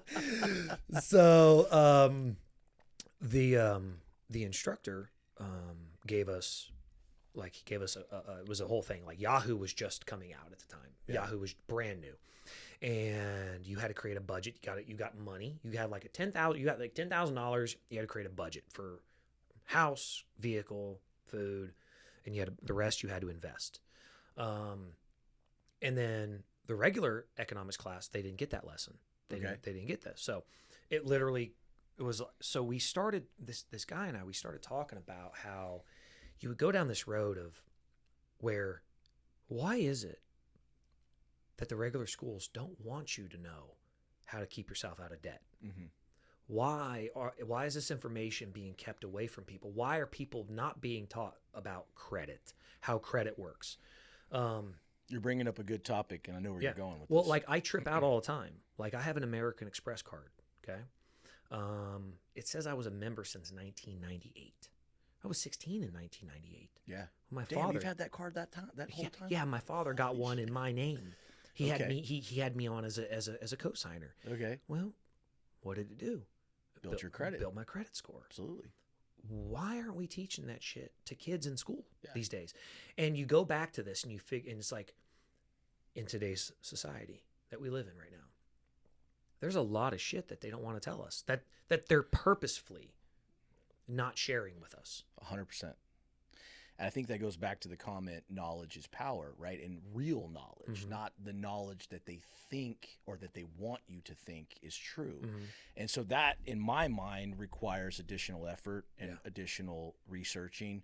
To your point, what's wrong with the system when I am able to get $100,000 loan to college, but I can't go to the bank and get a $5,000 loan to start a business? What's wrong with that? Yeah. Right? Well, we know what's wrong with it. We know that they're going to trap you in the interest rates. Oh, okay, so it's a lower interest rate. You're a student. So what? Yeah. You're still going to be paying interest. And your $5,000 isn't guaranteed versus the $100,000 government backed, and they're guaranteed to get their money. Right, but on your losing education. The $100,000 they know goes back into the education system, which is 100% connected to bureaucracy and governments and everything else. Right? Yeah, how do you have an endowment at a place like Harvard that's $40 billion? Yeah. Or a place like even Texas A&M, that's almost $30 billion. Yeah, I mean it's the system is designed to, in my mind, enslave you. Yes. And I know that that's a word that's controversial, but at the end of the day, keeping you from pertinent information to excel your own life, I believe that's slavery. Well, it's no different than the way Apple builds their ecosystem. They call it an ecosystem. But let's be real. Let's be honest about it. It is enslavement. Yeah. It's they're great products. Yeah. Of course. But we're going to change our cord. Yeah. Got to buy a new phone. That's right. Yeah. Everything about it you have to do this. It's lock and step. Update your iOS. Yes. You can't download an app until you upgrade, right? All these things, right? You're only going to get blue bubbles if you're talking to somebody on an iPhone. Exactly. It only will sync, seamlessly to your computer if it's a Mac and you're involved in that ecosystem. Yeah, and so I mean I think a lot of people are okay with that. And I think that really separates people who are leaders and who are followers. Because some people are okay, man, with the 9 to 5. They're okay with the corporate situation. They're okay with very structured control. Right? I've never been like that. I've never wanted to be like that. And I think the people that I gravitate to are like me, and they're not like that. And I think that there's a lot of benefits to both, right? For example, if I'm working and I own a business, hey, when I go home, I get stressed out about it. I can't leave it at the door. Yeah. Like the person that works for the corporate 9 to 5, they don't have to worry about that. But on the flip side of that, there's some benefits with my schedule. There's some benefits monetarily. There's some benefits that I get that other individual doesn't get because I stepped outside of that control box. So I think that is a real generic way of looking at what's going on right now. And then when you start talking about all the other, current events that have been happening over the last 2 years, in my mind, it just magnifies what's happening further. Because it's very much control. It's very much censorship, right? And, you can apply that to whatever you want to apply it to, right? And I don't want to say certain keywords that might get kicked off YouTube. Hey, I've actually, I'm going to tell you this, Rick. I'll tell you. Okay. So I've never censored myself on here. Yeah. I swear. I'm out of respect for your show. No. I've never censored myself in any way whatsoever on this show. I've talked about COVID. I've talked about government bullshit. Look, I'm not a fan of Trump as the person. Right. I'm a fan of Trump as the president. Right. I don't give a fuck if Trump said he grabbed a woman by his pussy or her pussy. I guess in the world we live in, it could have been his pussy, but I don't like, he was a private citizen then. Granted, I don't like the way he talked, but that's not why I fucking voted for him. I voted for him because he was going to do things that I wanted him to do as a president, that resonated with me as an individual. America first. Absolutely. I've never backed away from any of that on this show. Yeah. I had one show in January. I had one show in January taken down off YouTube for medical misinformation. Okay. I quoted the CEO of Pfizer when he was giving their like quarterly or like annual report about, and they were talking literally about the efficacy of the vaccine and the Omicron variant. Right. How it's not outside. It's not. It does not work. Right. Like he said out it. of the horse's mouth. Right? Yes, directly. Yeah. I know. I've heard the quote you're talking about. Yeah. Yeah. So they came and they removed that show altogether. Yeah. Right. Yeah. I know, man, and that's why I want to be careful because I think they brought it back. Well, really, they brought it back, dude. Good for you. They brought it back. Did you like? I dispute appealed it. That? I went and appealed it. Actually, I talked shit about fucking YouTube for like 2 weeks. I went on your channel immediately the very next day. YouTube's a bunch of cocksuckers, and it was bullshit. Yeah. Like I was calling them names. I was like, you guys, it's fucking bullshit. Right. Like I didn't say anything. Well, like good for you. Like I'm not a doctor. That's how you should have responded. Yeah. And so I did that. I went on there and I appealed it. Well, 2 months later, actually, like the 25th or 26th of March, I got an email saying that it's been reinstated, that they did not find that. So you're talking about just a couple of weeks ago. Yeah. Yeah. It took them 2 months. Yeah. From January all the way from early to mid-January, right after the Pfizer CEO said what he said. Yeah. When Omicron was like going crazy. Yeah. So anyway, I've never, because look, I mean, as intellectual people, as an intelligent person, we can look at it. We say, look, we understand that the virus is real. Right. We understand that the vaccine has some value. It's not for everybody. Right. I'm not anti-vaccination in any way whatsoever. Yeah. I'm not vaccinated. I'm not going to get vaccinated. If you are vaccinated, I have no judgment against you. Sure. Like 50% of my friends are vaccinated. Right. There's reasons why they got it. Might have been for a job. Might have been because they were having a kid. Whatever. Like there's no judgment there. It's just this is a personal choice. But if I have a conversation about vaccines, I shouldn't be told that I got to shut the fuck up. Right. No, and I think you're making the point because it's the control, right? What really bothers me right now is there's a tremendous amount of literature that's available by the people who are controlling what's going on. Yeah. They tell you what is happening. Yeah. They write books about it. Uh-huh. They have seminars. Mm-hmm. They have podcasts. For example, you can go on the World Economic Forum's website. They have a daily podcast if you want to listen to it. I did want to talk to you about this. So you can go there and you can go to their website and you can listen to what they say is happening. And so when you listen to them and then you say, repeating what they just said, then it becomes misinformation. That's the problem that I have because it's like, whoa, I didn't make that up. All I did was repeat what's coming out of this website or out of this book. You want to go all the way back to George Orwell's 1984. Yeah. You want to go back before that to Henry Kissinger. Well, you know what I did, though? You know what I did? Which actually, this is why I got it reinstated. You provided facts. I went on and I pulled up reports from 3 different news organizations that quoted the same exact thing, that stated these same exact things. Good for you. And I read them. So, but I know exactly what you're talking about. If you say the shit that they say on the World Economic Forum podcast, if you repeat that, it's suddenly misinformation. Like you're a conspiracy theorist right. and you're going to be kicked off. But if you went on there, and I've done this, I literally grabbed the piece of paper and I said, here is the transcript from the World Economic Forum and the WHO or whatever.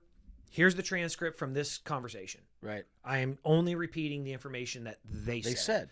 If you don't take their fucking show off, can't take mine off. sure. Yeah. And they're not taking theirs off. And exactly. And that's exactly right. And I think that that's the real interesting and dangerous part of what's going on. And like, you know, to your point, if a job is going to force you to take the vaccine or you can't get the job, then what's next? Right. Right? What happens with the next vaccine, or what happens if you don't eat the certain food, or hey, you don't drive the certain car, we're not going to hire you, or hey, you know what, you don't fall into whatever category that they decide. Yeah. The vaccine, I think, is the precursor for the other things to follow. And so it's really not about the vaccine. Right. It's about the control and the free will. And then that leads me into another conversation. You know, there's a gentleman by the name of Yuval Noah Harari, however you want to say his name. Sounds like the guy who created Bitcoin. He is a Jewish guy. He's a part of the World Economic Forum. He is a professor at the, I believe it's the University of Jerusalem. He's a historian. He's an author. He goes on and tells you what the plan is, right? He talks about how humans created God and how free will is gone and how you don't have the ability to think on your own. He goes on to talk about how the scientific revolution, he wrote a book called Sapiens. It's important to look it up. He goes on to talk about how the scientific revolution is a part of the Industrial Revolution, which they have created the ability for humans to live forever. Not immortal, but amortal. Meaning if I take a gun and I shoot myself in the head, I'm going to die. My physical body's I'm gone. not immortal. Right. I'm not immortal, right? But amortal, meaning my cells can live forever. There's a lot of stuff, man, that guy talks about I don't agree with, right? And it's like he's working directly with the World Economic Forum leader, which is Klaus Schwab, which is a Nazi. Yeah. How in the world is this Jewish man and this Nazi working together? Right. And then how are they going to tell me what I can and cannot do? Right. That's crazy, right? And so, I mean, when you get into the rabbit hole, right, there's a conspiracy theory, but in reality, is it conspiracy theory if it's really going on? Or is it more of factual reality that the general public chooses to ignore? Well, you go down the road of this where I actually had this conversation with somebody. The entire NASA program only exists today because we imported Nazis after World War II. 100%. Okay? 100%. I have an interesting story. I can get into that. Go ahead, please. So, well, you have the only reason we have that is the Nazis. Absolutely. What you have, ironically, and this is a you know, hey, we're not in America, but in the Ukraine, there was a tremendous amount of Nazis that immigrated to that part of the world. 100%. And who did the Nazis view as the number one threat against the Third Reich? Communism, the Russians. Right. So you have this other theory where, you know, it's like, okay, why is Vladimir Putin going to the Ukraine? That kind of thing. Sure. Is it continue on this pursuit? That's a pro-Russian thing, and I don't think anybody's going to get behind pro-Russia right now in this certain state. No, I understand. But you have that. There's that conversation. And so you have arguably that war never ended. Absolutely, it's never World stopped. War II never stopped. It's never stopped. It's never stopped. It's been perpetuated, but it's had pauses. No different than the Tet Offensive during Vietnam, where all of a sudden Christmas comes around and New Year's comes around, and we stop fighting for a day, and then these motherfuckers just go crazy. Right. That's World War II has never ended. If you can take it all the way down to the 7-Day War, you can take it all the way down to, I mean, Israel versus Egypt and Syria, all of that. Yeah. 100%. World War II has never ended. It's never ended. Every country is now heavily invested in every other country's business. Right. The existence of every other country, I would say strongly, other than the United States, every other country's existence strongly depends on the existence of every other country. The United States, I do believe, is the exception to that. We were isolationists in the beginning of the war, and I think that we are still isolationists, but we're also really fucking nosy neighbors. Mm-hmm. Like, we don't have a problem getting involved in other people's shit, but we don't let anybody else get involved in ours. Right. Like, you're like, oh, we will go ahead and we will overthrow a fucking government. Right. But don't you dare. We're gonna impeach a president over the thought of Russian collusion. Mm-hmm. Yeah, don't you dare come into our government. Which has now come out as fake. Yeah, 100%. Yeah.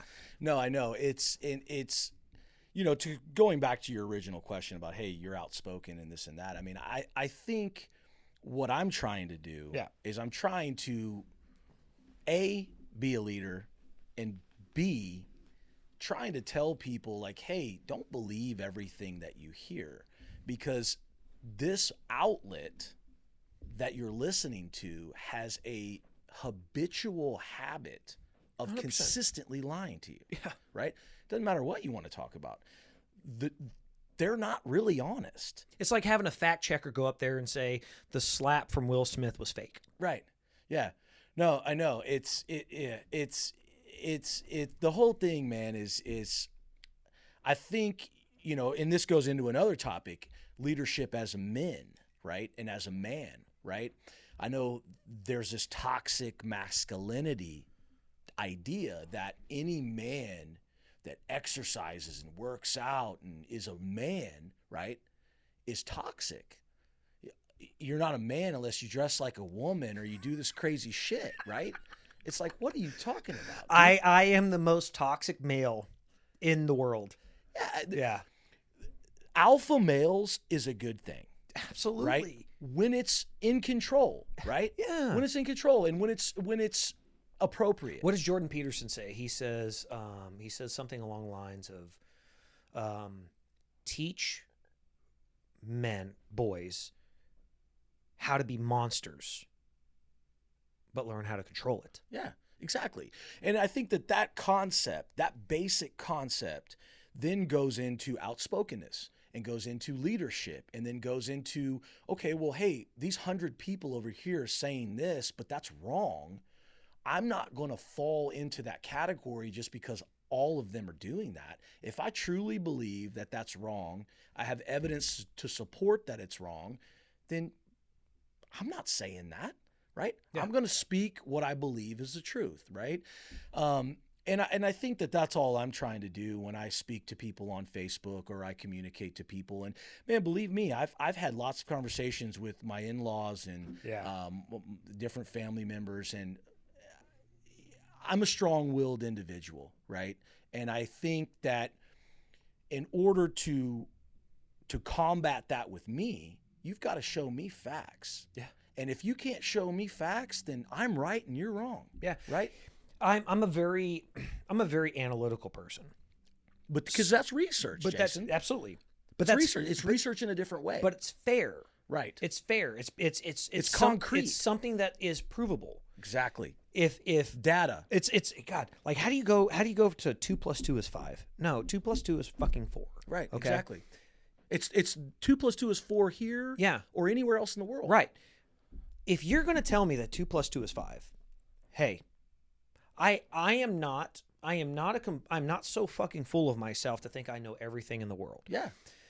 If my math is so poor and you can prove to me that 2 + 2 is 5, show me. Exactly. I'll listen to it. Yeah. But when you go down this road with a lot of these people that where what they've totally invested in is their emotion. Yeah. 100%. They've lost all logic. They've lost the ability to have critical thinking. They want to promote something like, in itself, I don't think is a bad thing, critical race theory. Critical race theory is not something you should teach my fucking 7-year-old. It is a college level course, and it certainly is something that has value in the world as a greater purpose. Right. You don't teach that shit to my equality of humans. Absolutely. We all as two Jewish men. Yeah. Like, I think we deeply understand that it's not easy to be a Jewish man in South Texas. Right. Okay. You want to express that to everybody, to say, hey, we understand that not everything is fair, not everything out there, but we want to at least make our effort to make it fair for everybody else out there. But me as the fucking parent, it's my job to teach that shit to my fucking 7-year-old, not his, second grade teacher or whatever. So you go down this road of critical thinking and you talk about these things, and I think people have just lost that. They have lost I don't know if they've just been, maybe that's the goal, to beat them into submission to where they just say, fuck it, I'm just done. I give up. I think that is part of it. I also think there's psychological warfare that's taking place. Yeah. And I think that brain manipulation, thought manipulation, this is a real tactic, right? You can go all the way back to LSD, and you can go back to the CIA. You can go back before that. That's a whole rabbit hole, right? And speaking of, real quick, have you read the book? There's a book. God, I've read. Hold on, I'm gonna pull it up really quick. Timothy Leary, and I gotta pull it up on my my Apple books. I listened to it on Joe Rogan's podcast. It's a guy who did. Oh my God, where's it at? Oh my God, Chaos. The Charles Manson, the CIA, and the secret history of the 60s. I listened to something about that, but I've not read the entire book. Oh, this is an old book, right? So good. It's an old book. It's not brand new. Oh my God, so good. Talks about LSD, the conspiracy theories, everything tied into the CIA and the government and everything. Yeah, and so I think that there's psychological manipulation that's taking place. 100%. And I think that the classic example of that nobody can debate with is, what's the first thing you do when you wake up in the morning? You pick your phone up. What's the last thing you do when you go to bed? Put your phone down. Put your phone down. This is a mechanism for manipulation of the mind. Mm-hmm. And if they censor that manipulation, or they censor that information, then that has a direct connection on what you're thinking about. Well, as not only cognitively, but subconsciously when you're asleep. Well, as an example of that is like Facebook, for example. We think of Facebook as a social media platform. To many other parts of the world, they only know it as the internet. Or the news. That is it. It's their news. That's all they get. Right. Or by default. By default, on your phone, you have the Apple Spotlight, Apple News, automatically pops up on your phone. You have to turn it off. Yeah. It by default is there. And a lot of people just like, fuck it, it's just there. Right. I like to look at it because I want to see the differing opinions. See what's going on. Yeah, absolutely. So the other day, of course, I have a big problem with biological men competing in female sports. It's a huge problem. Yeah, big problem. So there's an article that pops up on Apple that goes across to hundreds of millions of people in an instant and says, the transgender female athlete who has inspired millions and has angered some. This is the swimmer? Yes. Yeah, Leah Thomas. Yeah. Leah Thomas. There's nothing against her as a person. Sure. I have no issue acknowledging her as a female. Right. But don't fucking frame the conversation as if somehow it is okay to talk about, again, going back to my 7-year-old, my 10-year-old, my 9-year-old, whatever. Yeah. And talk about their sex. Well, I mean, here's like a really like dumbed down version of that. Yeah. Let's take boxing, for example. A heavyweight boxer is not fighting a lightweight boxer. Why? Right. Because there's a classification that separates the two. Yeah. The classification is supposed to create a fairness based on their size. Yeah. So if you look at that from a gender perspective, right, it just applies to the same conversation. The average male is much larger than the average female. Exactly. The average male has more muscle than the average female. And I think most people get that, and I think people are afraid to say their opposition to that. And that goes back to lack of confidence. It goes back to they don't want to be confrontational. They don't want to be confrontational. They don't want to be put into a category of extremists or conspiracists or whatever. But see, how does that, as a world, like, what does that do to us for you hinder your conversation for fear of you being judged? Like people are now hesitant of saying, I don't agree with this much larger individual competing against these other individuals. Yeah. Like, I think it's pre-programming. And I think that they want you to fall into that category of compliance, right? The masks don't work. No. Let's be honest. No. The masks don't work.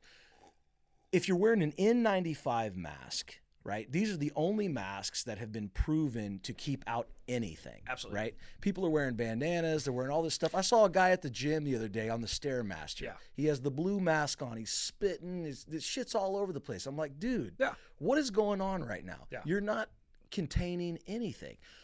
However, it's a means of compliance, right? do you think maybe it's also maybe a little bit of, at this point, especially in a place like Texas, do you think it's almost like waving a flag?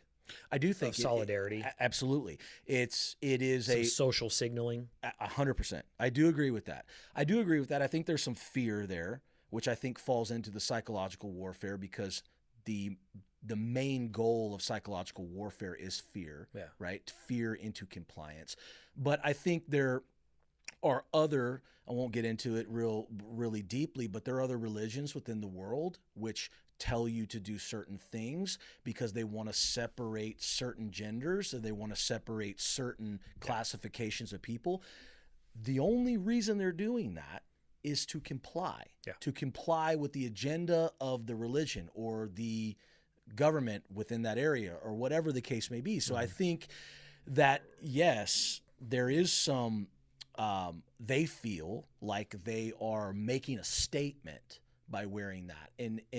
And that's fine. Look, I don't care if you want to wear a mask or not, but if you're wearing it because you think it's effective, meanwhile you're spitting all over the damn the Stairmaster, you're sweating everywhere, you're throwing it on the neighbor next to you. I mean, give me a break. Right. Dude, if you got COVID, so does the 3 next people on the treadmill. Absolutely. I mean, give me a break, Yeah. right?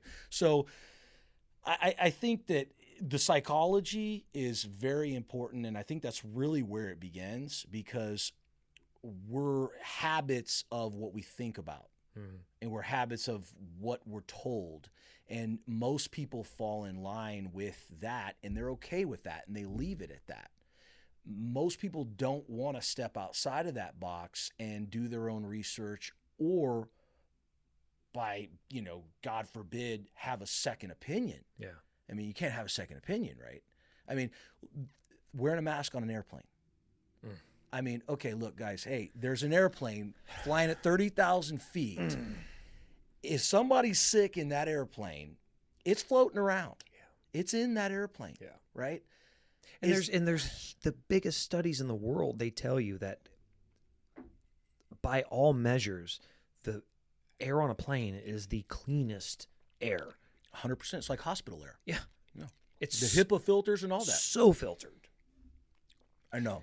By the way, just I'm not sure. This might get flagged for something, but I think there was a report out today that the airlines are considering by next week removing all the masks. I sure hope so, man, because I know the CEOs of all the major airlines wrote a letter to the Biden administration. This was like, I guess, 2 weeks ago or something.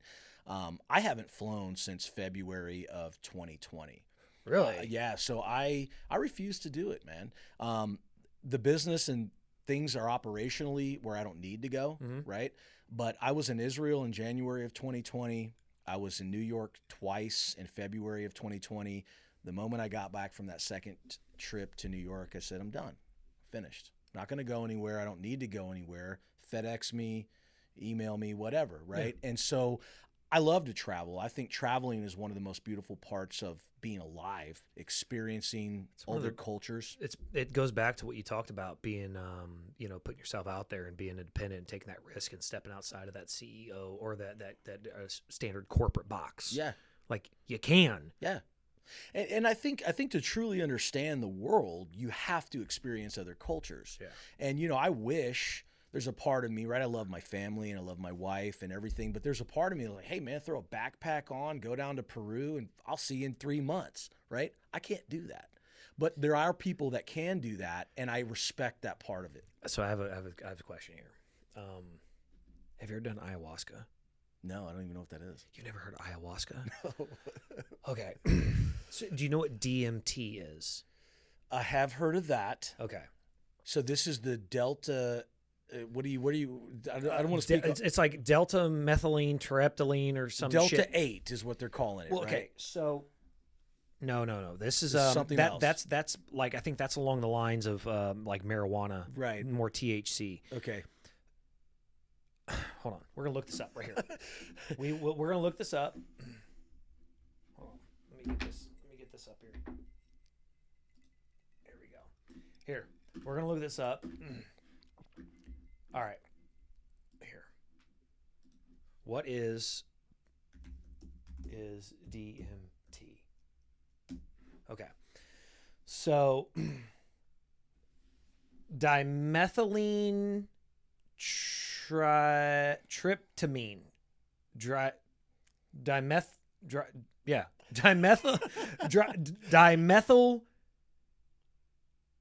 tryptamine. Okay. Dimethyltryptamine. All right.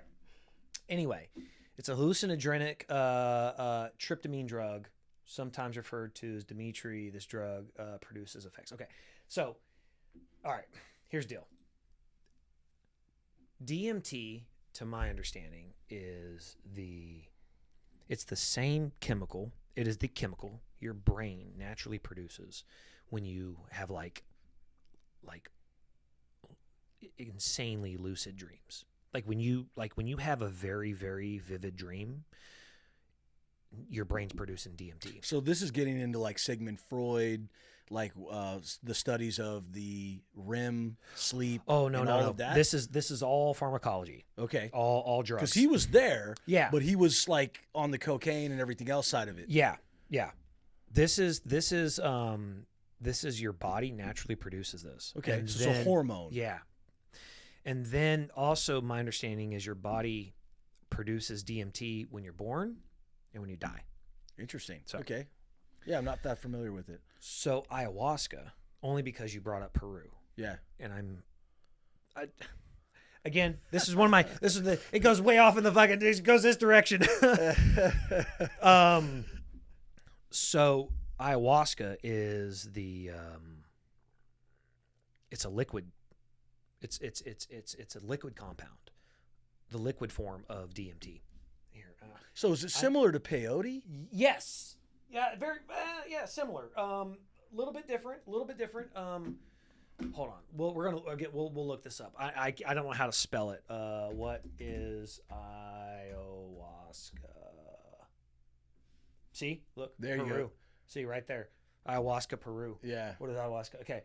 Wow, I was horribly off. I spelt it IOWASKA. The A is silent. Yeah, it's AYAHUASCA. All right.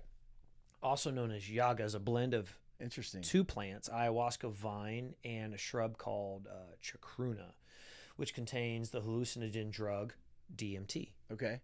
All right. So you drink this. You go down there and you. It's from a plant? Yeah. Okay. Yeah, these other things. And apparently it is supposed to be the most fucking outrageous, like, life-altering trip in your life. Interesting. But my understanding is also that you, like, violently fucking vomit. Yeah. For, like, hours. Like when you start taking it, like you're just horribly retching. But I want to do it. It sounds intriguing, man. I mean, it sounds a lot like peyote because I think you Very do similar. throw up when you consume peyote. I've never done that either, but I mean, that's what I've heard. Have you ever done any kind of drug at all? Yeah, absolutely. Yeah? Yeah. I've never done anything. Really? Anything. No? I'm a Okay. fucking square. Never smoked weed? Nothing. Really? I- Well, alcohol's a drug. I so want to get into smoking weed, though. I was a bad kid, so I'll tell you this. So because of my athletics, yeah. because of being involved in the sports that I was involved in, I got drug tested all the time. Yeah, no, I can see that. So I had to deal with that. So I never wanted to test positive for anything. Sure, I don't blame you. And then this is a big reason why I was talking about being out of my 30s. I'm so happy to be in my 40s. My 30s were a very rough decade. Mm-hmm. I was a very bad kid, so to speak. And so I got a lot of trouble, and I'm not allowed to do drugs right now, which I would love to do. So, well, I mean, I'm no secret on here. I talk about it all the time. I'm on parole till September. Okay. So, the state of Texas owns my ass for a couple more months. But, like, drugs, I think, I'm not in opposition to drugs. Yeah. Marijuana. Like the hard shit, yeah. I'm not down with that. Like, Yeah. I think me personally, I think marijuana. There's no reason it should not be legal, Right. in a state like Texas. Sure. I don't understand why. I mean, it'd certainly be a great revenue producer. That's for sure. Everybody like I try to explain this to everybody. I'm like, okay, look, even if you're not a drug, like if you don't consume this, like if you're just a capitalist, Right. Well, not everybody drinks, but they're not bitching about, hey, the corner store's got beer for sale. yeah. And it's a sin tax that's on it anyway. Yeah, exactly. So you're just paying all that fucking money for it. It's like you think about the $3 billion a year that Colorado makes. Yeah. And they have like 6 million people in the entire state. We have 28 million people here. Yeah. My God, think how much fucking tax revenue we would generate out here. Or gambling. I mean, that's another conversation, but yeah, I know. Yeah. If only Jews had settled. With the Native Americans. Yeah. If only Jews had been here first. It'd be, oh my God. Yeah, I actually had this conversation with somebody yesterday, is that the only reason that like casinos don't exist, it's why can't you buy a car in Texas on a Sunday? Well, yeah, right. The liquor stores are closed on Sunday. It's religious bullshit. There's no purpose. You can go to New Mexico and buy Jack Daniels at the gas station. Yeah. Like 3 a.m. Like it's crazy. Like it's so stupid. And Yeah. then so you come here to a state like Texas, and granted we have so much amazing all these other things here in Texas that I guess other states sacrifice, whatever. Yeah. But there's no reason for a place like Texas to not have legalized marijuana. So Yeah. No, I agree with you. I think it's coming.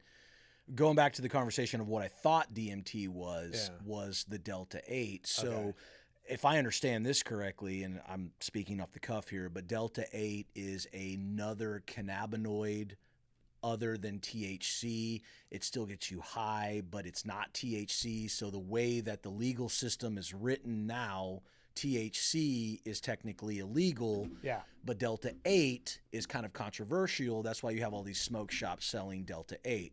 Well, I think what we're seeing here is a continuation of the legalization process. Yes. I think it's going that way, right? But I don't know when. Just that's taking a gonna little happen. more, Yeah. a little more effort here. I certainly don't think Abbott's going to do it. But I mean, I there's pros and cons to Abbott. We can get into that, but Yeah. I think that you're not stopping people from smoking weed. No. We are 300 miles from the Mexico border. I mean, give me a break. Yeah. Right. Just legalize it, make money off it, tax it. So I actually had this conversation, but go back to Delta 8. It is a cannabinoid, but it doesn't have, if my understanding is correct, it is also known as Delta 8 THC, is a psychoactive substance found in cannabis sativa plant. If my understanding is correct, it doesn't actually have THC in it. No, I don't think it does. Yeah, and it I think doesn't- that's how they're able to sell it. Yeah. And that's how they're getting around the law. Yeah. But I think you still get high but it's not from the THC. It's from whatever else is in that. Now, my understanding is that it has already passed the House. It's not necessarily going to pass the Senate. I think that's the THC. There is actually in the federal government right now, they are talking about completely decriminalizing. I saw that. That was a couple weeks ago. Marijuana. Yeah. And that would, I mean, look, to take, you have, so the number one crime in federal prison, the number one crime is a conspiracy. That's the number one crime that people are in prison for in federal prison is conspiracy. Because according to the federal law, you actually can be in a conspiracy with yourself. Lawyers, right? But the number two is marijuana. You have people in life doing life in prison for marijuana. Right, because they were crossing state lines or whatever silliness, right? Yeah. Right.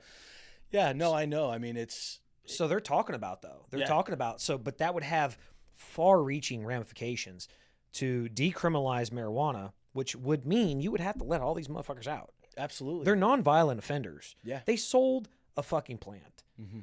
Come on. I mean, let's not split hairs. Yeah. It's a fucking plant. Right. No, I agree with you completely. It's not hurting anybody. It's not a gateway drug. You don't have people in Colorado going out there and you're not seeing a massive rise. Granted, we see a massive rise in assholes and liberalism in Colorado, but we don't see a massive rise in murders and maiming and raping and all this other bullshit. You're not seeing a rise in meth and cocaine in Colorado.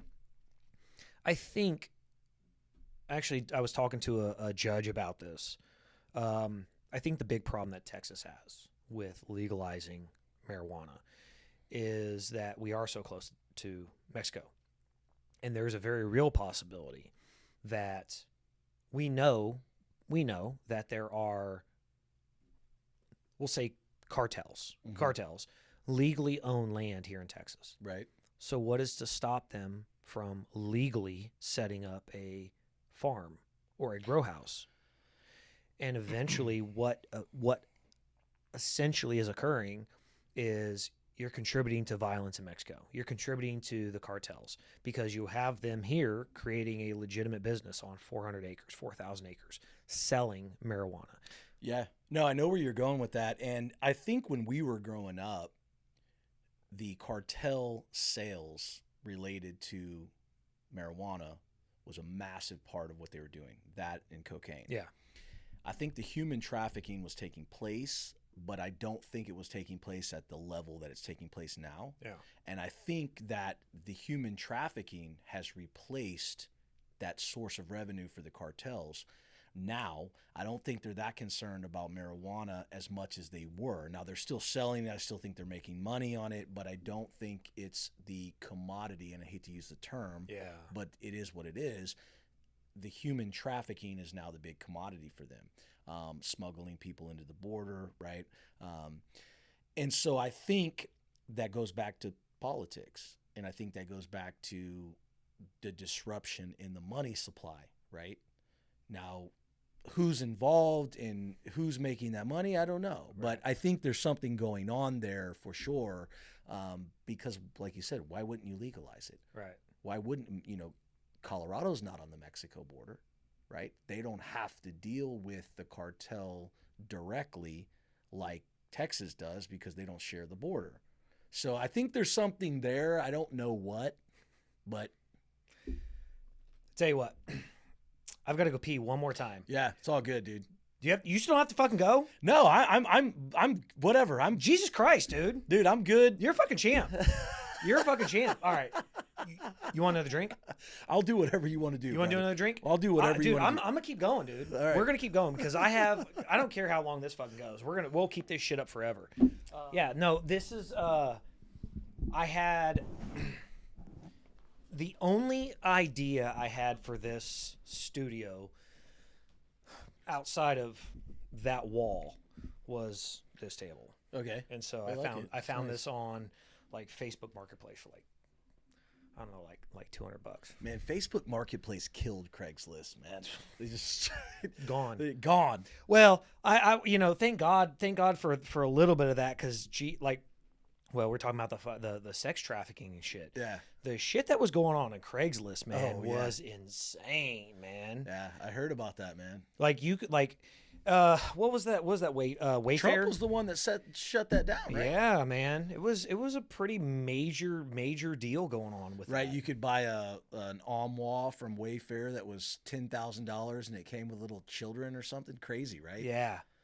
Yeah. Now I know I know a lot of people, like, there's a lot of, again, you go down the road of like conspiracy theorists with a lot of this shit, but then unfortunately a lot of it fucking comes true. Yeah. Like I said in the very beginning of this, I said, the conspiracy theorists are like batting 1,000. Were you a military guy? Yes and no. Well, the reason I ask is because there was an old saying, right, that I always used to hear with military people: where there's smoke, there's fire. Yeah. Right? I think that came from Vietnam. Yeah.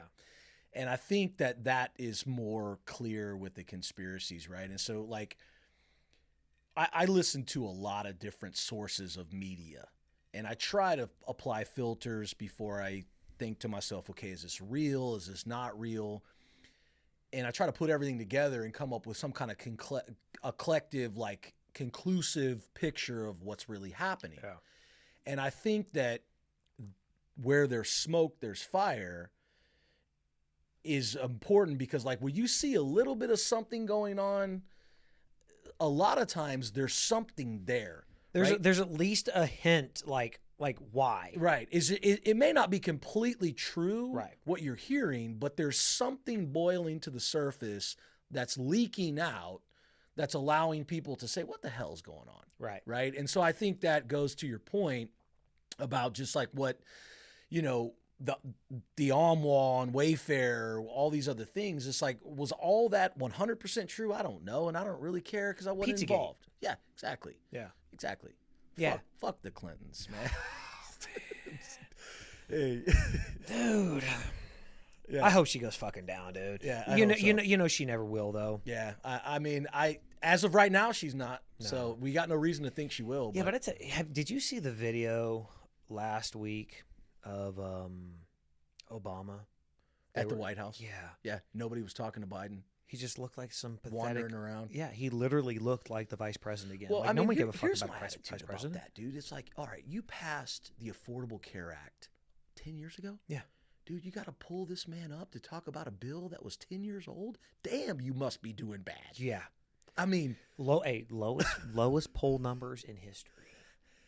that's in history. That's bad, man. Yeah. I mean, But you want to know what? Here's the really fucked up part that I find. Like we as like objective thinkers. yeah. You say, "Hey, you know what? Hey, we know there was periods of Trump's presidency when he was doing really bad. There Yeah. was periods of Obama's administration when he was doing really good. Yeah. There's periods of George W. Bush's administration when he was fucking low." Yeah. As an objective thinker, an observer, when you go back and you look and you say Biden is the most voted for president in history, but has the lowest numbers in history. The only person actually, I think the only president that polled lower was the president during the Great Depression. Which was who? It wasn't FDR. No, was FDR brought us out of it. Yeah. Let's look that up. FDR brought us out of the Great Depression. This goddamn mouse. Here we go. That bright white screen always fucks up the. Who was the president during the Great Depression? Let's look this one up. Franklin D. Roosevelt. There you go. So, assuming the presidency at the depths of the Great Depression. So he was not the president going in. Okay. He was the president at like he took it over at the base of it. Let's see. We want to know who was the president going. Herbert Hoover, right? Herbert. Yeah, there you go. Hoover Dam. And, Which I feel like nobody ever talks about Herbert Hoover. Well, no, because I think everybody only assumes that he's a person they named a dam after. Right. I think that's it. Yeah. And I think maybe that's a little bit intentional. Was he from Las Vegas? I think he was from Nevada. I'm sorry, yeah, Nevada. Yeah, he was definitely from Nevada. It's interesting because I know FDR was a big part of like all the national parks. He's the one that created the interstate road system. Interesting. Yeah, he's the reason we have the interstate road system today is because of Hoover. Fuck. I always do this because the white screen for whatever reason it fucks up the Jacks camera. you up, yeah. So you put it on night. So let's see. Where was Hoover from? Let's see. No, he was from Iowa. West Branch, Iowa. Interesting. Wow. Okay. That's a long way from Nevada. Yeah, it I is. was way off on that one. I wonder why the fuck they put that shit in Nevada. Yeah, that's why I ask, man. It's really interesting. Well, because like I went to Texas State, right? Yeah. And so Texas State is the only college in Texas to ever graduate a sitting U.S. president, which was Johnson. Lyndon B. Johnson. So you think about that, and it's crazy because A&M, Texas Tech, UT, none Never of had them presidents? had a president. Really? Now, George W. Bush, he may have went – I don't think he went Princeton. to – he didn't go to A&M as an undergrad, right? Mm-hmm. No. So, yeah. So it's Lyndon B. Johnson went to Texas State, and arguably he wasn't even that great of a president. I mean, I don't know, He took over after Kennedy. That's all he fucking did. Yeah, exactly. So made the Vietnam War worse and then lost it for us. Isn't that interesting, though? Yeah. You got Johnson City, which is where he's from, which is kind of suburban, central Texas, close to Fredericksburg. But yeah. What's really weird I find about Johnson traveling the world is because he was the president or vice president under Kennedy and then took over after Kennedy's assassination and then ultimately escalated the war. People don't know that. Like, he escalated the war into Vietnam. Yeah. People don't know he was from Texas. Yeah. Like, they assume he was from East somewhere because the Kennedys were from there. You wonder, like, did he escalate the war because he didn't know what he was doing? I think there was a bigger agenda there. Yeah, I do. I definitely do too. And I think going before that, right? Why was the reason JFK was taken out? Right? There's a whole that you could do a whole week's podcast worth of that. Oh man, that one's a good one. I heard that he had information on his desk, documents. Let me tell you what. Scoot forward a little bit. Yeah. I heard that he had documentation on his desk. Yeah. That was abolishing the Federal Reserve and abolishing the CIA. That documentation was not signed, but that it was on his desk at the time of his death. Now, is that true? I don't know. I don't have any facts to say that, but I've heard that from lots of different sources. Is that through the Jewish Business Network? Is that where that come from? No. I've heard that from a lot of different sources. I can't tell you where, but I feel like they trickle out the JFK info. They were supposed to bring it all out. Yeah, I know. They were supposed to bring it all out, like that and the alien stuff. Yeah, right? yeah. Like how fucking upsetting is that? That was part of that last the one of the bills that Trump signed in to give everybody their first stimulus. Yeah, the release of the documents, right? Yeah. And then half of it's released and half of it's blacked out.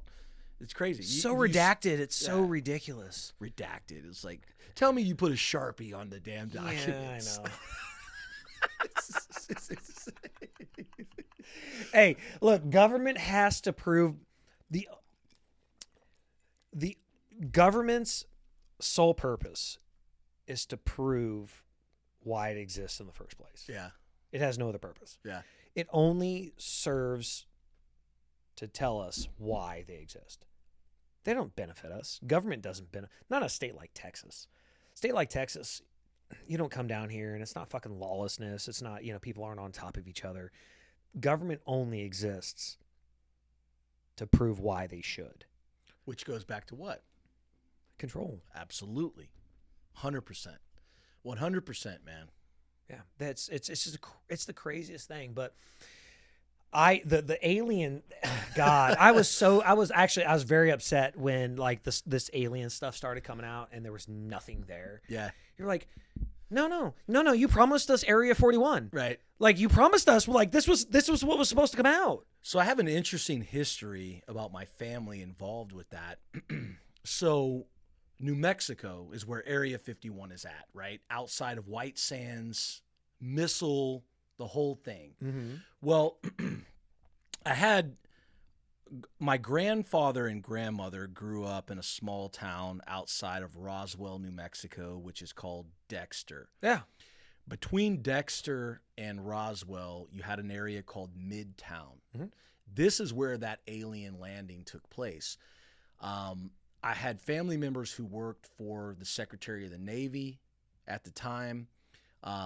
Different things that were connected with my family who saw certain things involving the military. And they said, look, something happened there. Something 100% happened there. Was it little green Martians? I don't know. But there was something that happened that the government tried to conceal and hid. And the likelihood of that hiding location was Area 51. It was the Yeah, I said Area 41, didn't I? Yeah, and I think actually Area 51, I may have misspoken. I think Area 51 may be in Nevada, but the landing of the alien location was in Roswell, outside of. I can say definitively we cannot pull this up on a map. Oh, they won't let you. They block you. I know we cannot pull it up here. I think Area 51 is in Nevada, but the Roswell landing was actually in Midtown, which a lot of people are mid. Yeah, see, it's completely blocked out. Yeah. You cannot pull it up at all. Yeah. Which is an insane thing. Right. There's nothing there. Why are you hiding it? Yeah. Right. Yeah. Look at this. They got a gas station with a Yeah. with a fence on it. Yeah. Why can we not see anything? It's Nevada though, right? Yeah. It is Nevada. Yep. So yeah, the White Sands Missile Resort, which is in New Mexico. Yeah. This is where my family grew up. But how are they part of the Navy in New Mexico? So, man, I'm speaking off the cuff here, but my grandfather was a captain in the Army. Fort Bragg, I believe, is in El Paso. He spent a lot of time at Fort Bragg. He spent a lot of time at White Sands Missile Resort, or missile testing center, which is where they did a lot of missile testing and things way back in the day. I think they did some nuclear tests out there as well. That Manhattan Project may have been. White Sands had a lot of Yeah. testing. So I'm speaking off the cuff here, and some historians are probably going to fact check me, but fuck them. Same like those diamond assholes. They're gonna fucking come in here and. I did have some family that was a part of the military. We'll just say the military, not necessarily the Navy, and they were secretaries for certain generals, and they were involved in the military during the time of the Roswell incident. Fort Bragg's North Carolina. This one's North Carolina. What am I thinking about? What's in El Paso? What is the big base in El Paso? Fort Bliss. Fort Bliss. That's it. It's Fort Bliss. Yeah. Fort Bliss. Okay. Yeah. So I'm going off the cuff, man, and I don't want to misspeak or give incorrect facts. Fuck these fact checkers. They're gonna come in here. Fuck them. Well, I think it's important because the moment you say something wrong, the moment they're like, "Oh, this bastard's all off," this and that. You know what's gonna happen? Like, hey, we corrected ourselves. Yeah. But the moment, you'll say I said Area 41. Yeah. Somebody's gonna come immediately on here and fucking jump on it. Yeah, I know. We corrected ourselves. No, I know. So my point is something happened there. Yeah. Now, I don't know what, but the evidence is overwhelming to the point that my grandfather, who died in 1996, he was a captain in the Army. He said to me, I was very close with him, he said, something happened there. So much so that I have invested a huge amount of my retirement time into learning what happened there, because I know that when I was in the Army, they kept the truth from me. Well, yeah, that goes back to the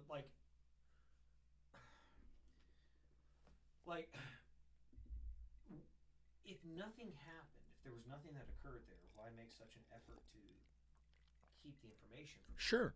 And I think that then But just say nothing happened. speeds up into right now, right? It's like, hey, if nothing's wrong with this information that you're censoring it, then why the hell are you taking it down? Yeah. Right? Leave it up. Well, it was so there's a lot of very ironic things. There's like there are people that are being banned from Twitter. Fucking Breitbart, or not Breitbart. Yeah, Breitbart. Breitbart is banned from Twitter. Really? From making a joke about our health secretary. You talking about the man that thinks he's a woman? Wow. Yeah, made a joke.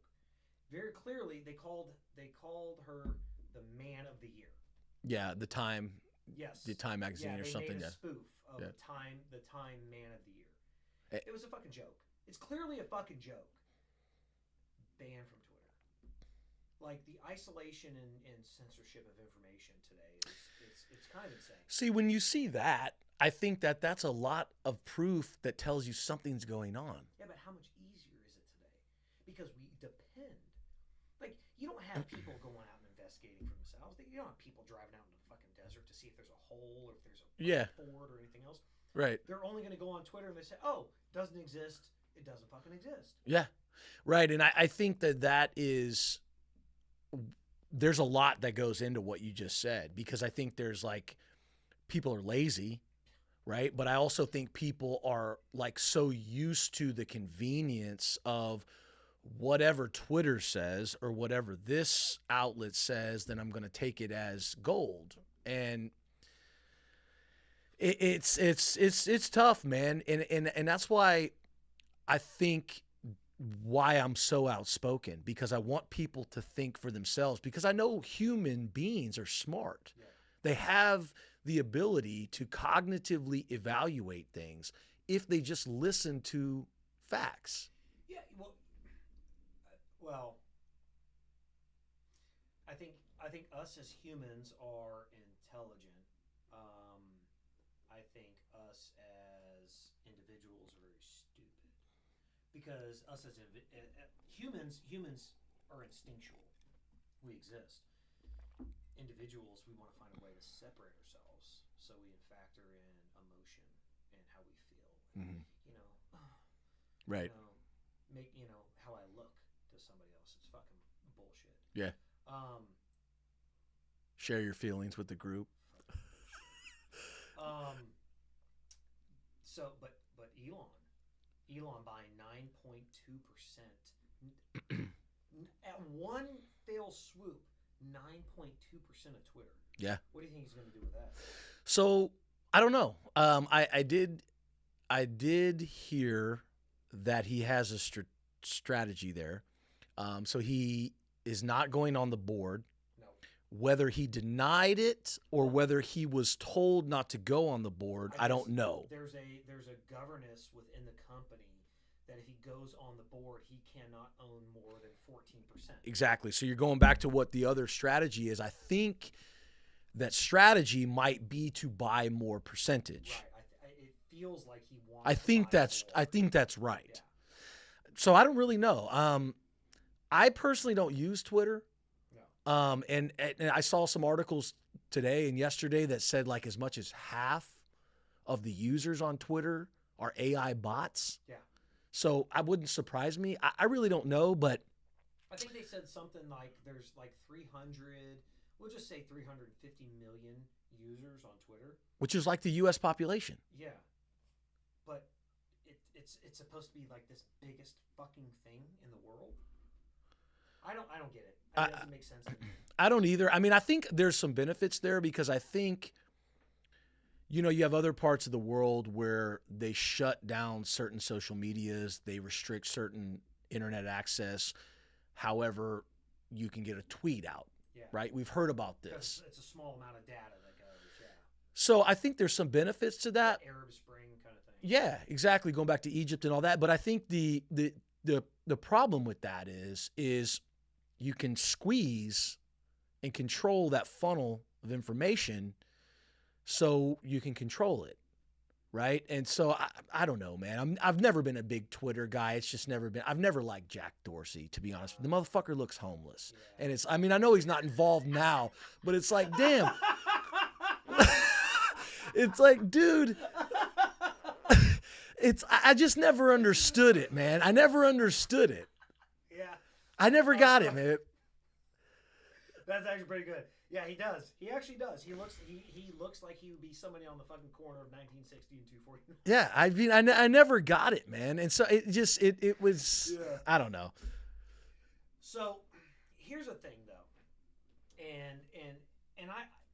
you're going to be very hard pressed to find almost anybody who's not a fan of Elon Musk. I'm a fan. Yeah. I'm a fan. I'm a fan. I don't like the what's it called? The truck. What's it called? Oh, what is it? The Giga? No, that's the Giga Factory's in Austin. Yeah, the Giga Factory. Okay, hold on. What's this fucking truck called? What's crazy is he's the richest dude in the world and he moved to Texas. I mean, tell me how damn cool that is. He's no dummy. There's for sure he's no dummy. Tesla truck. I don't really remember. I don't remember the fucking name of this truck. Cybertruck. The Cybertruck. Okay. All right. So anyway, I had no idea why I was fucking asked about that. But you take Elon Musk, and he's an amazing individual.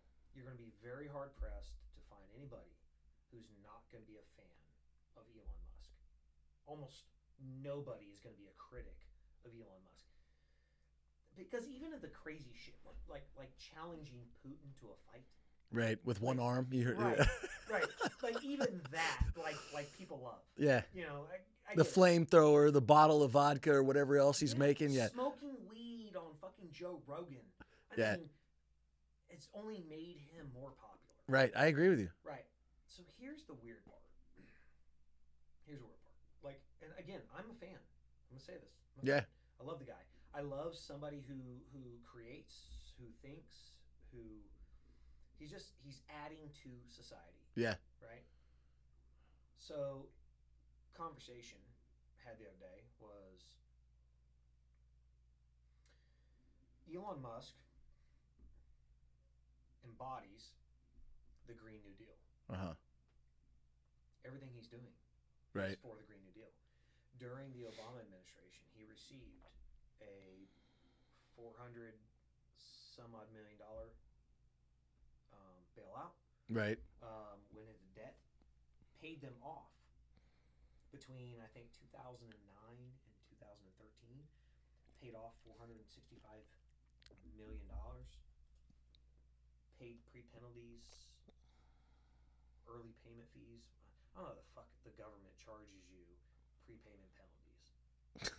You would think they want their money back. Yeah, right. You know, to give back to the American people. Of course. You would think. Do not pay me early. Yeah, don't pay me early because we want to earn it more on the stock market that we fucking begrudge. Yeah. And say is so bad. Isn't that wild? Yeah. That's insane, dude. The overnight exchange rate, like that whole thing, like how do they not teach people about this stuff? How do they not teach the amount of money the U.S. government brings in on a fucking daily basis? Right. It's insane. Oh yeah. No, I know. I mean, in the waste. I mean, it's just like the inefficiencies. Well, and that's how they can't afford to waste it. Yeah. Because they go out and they give these massive, huge fucking loans with nothing else behind it.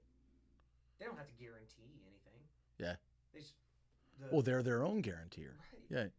But the whole idea behind the FDIC insured, like, who's guaranteeing this? The FDIC? Well, who the fuck are they? That's y'all. Yeah. You're the government. Yeah, exactly.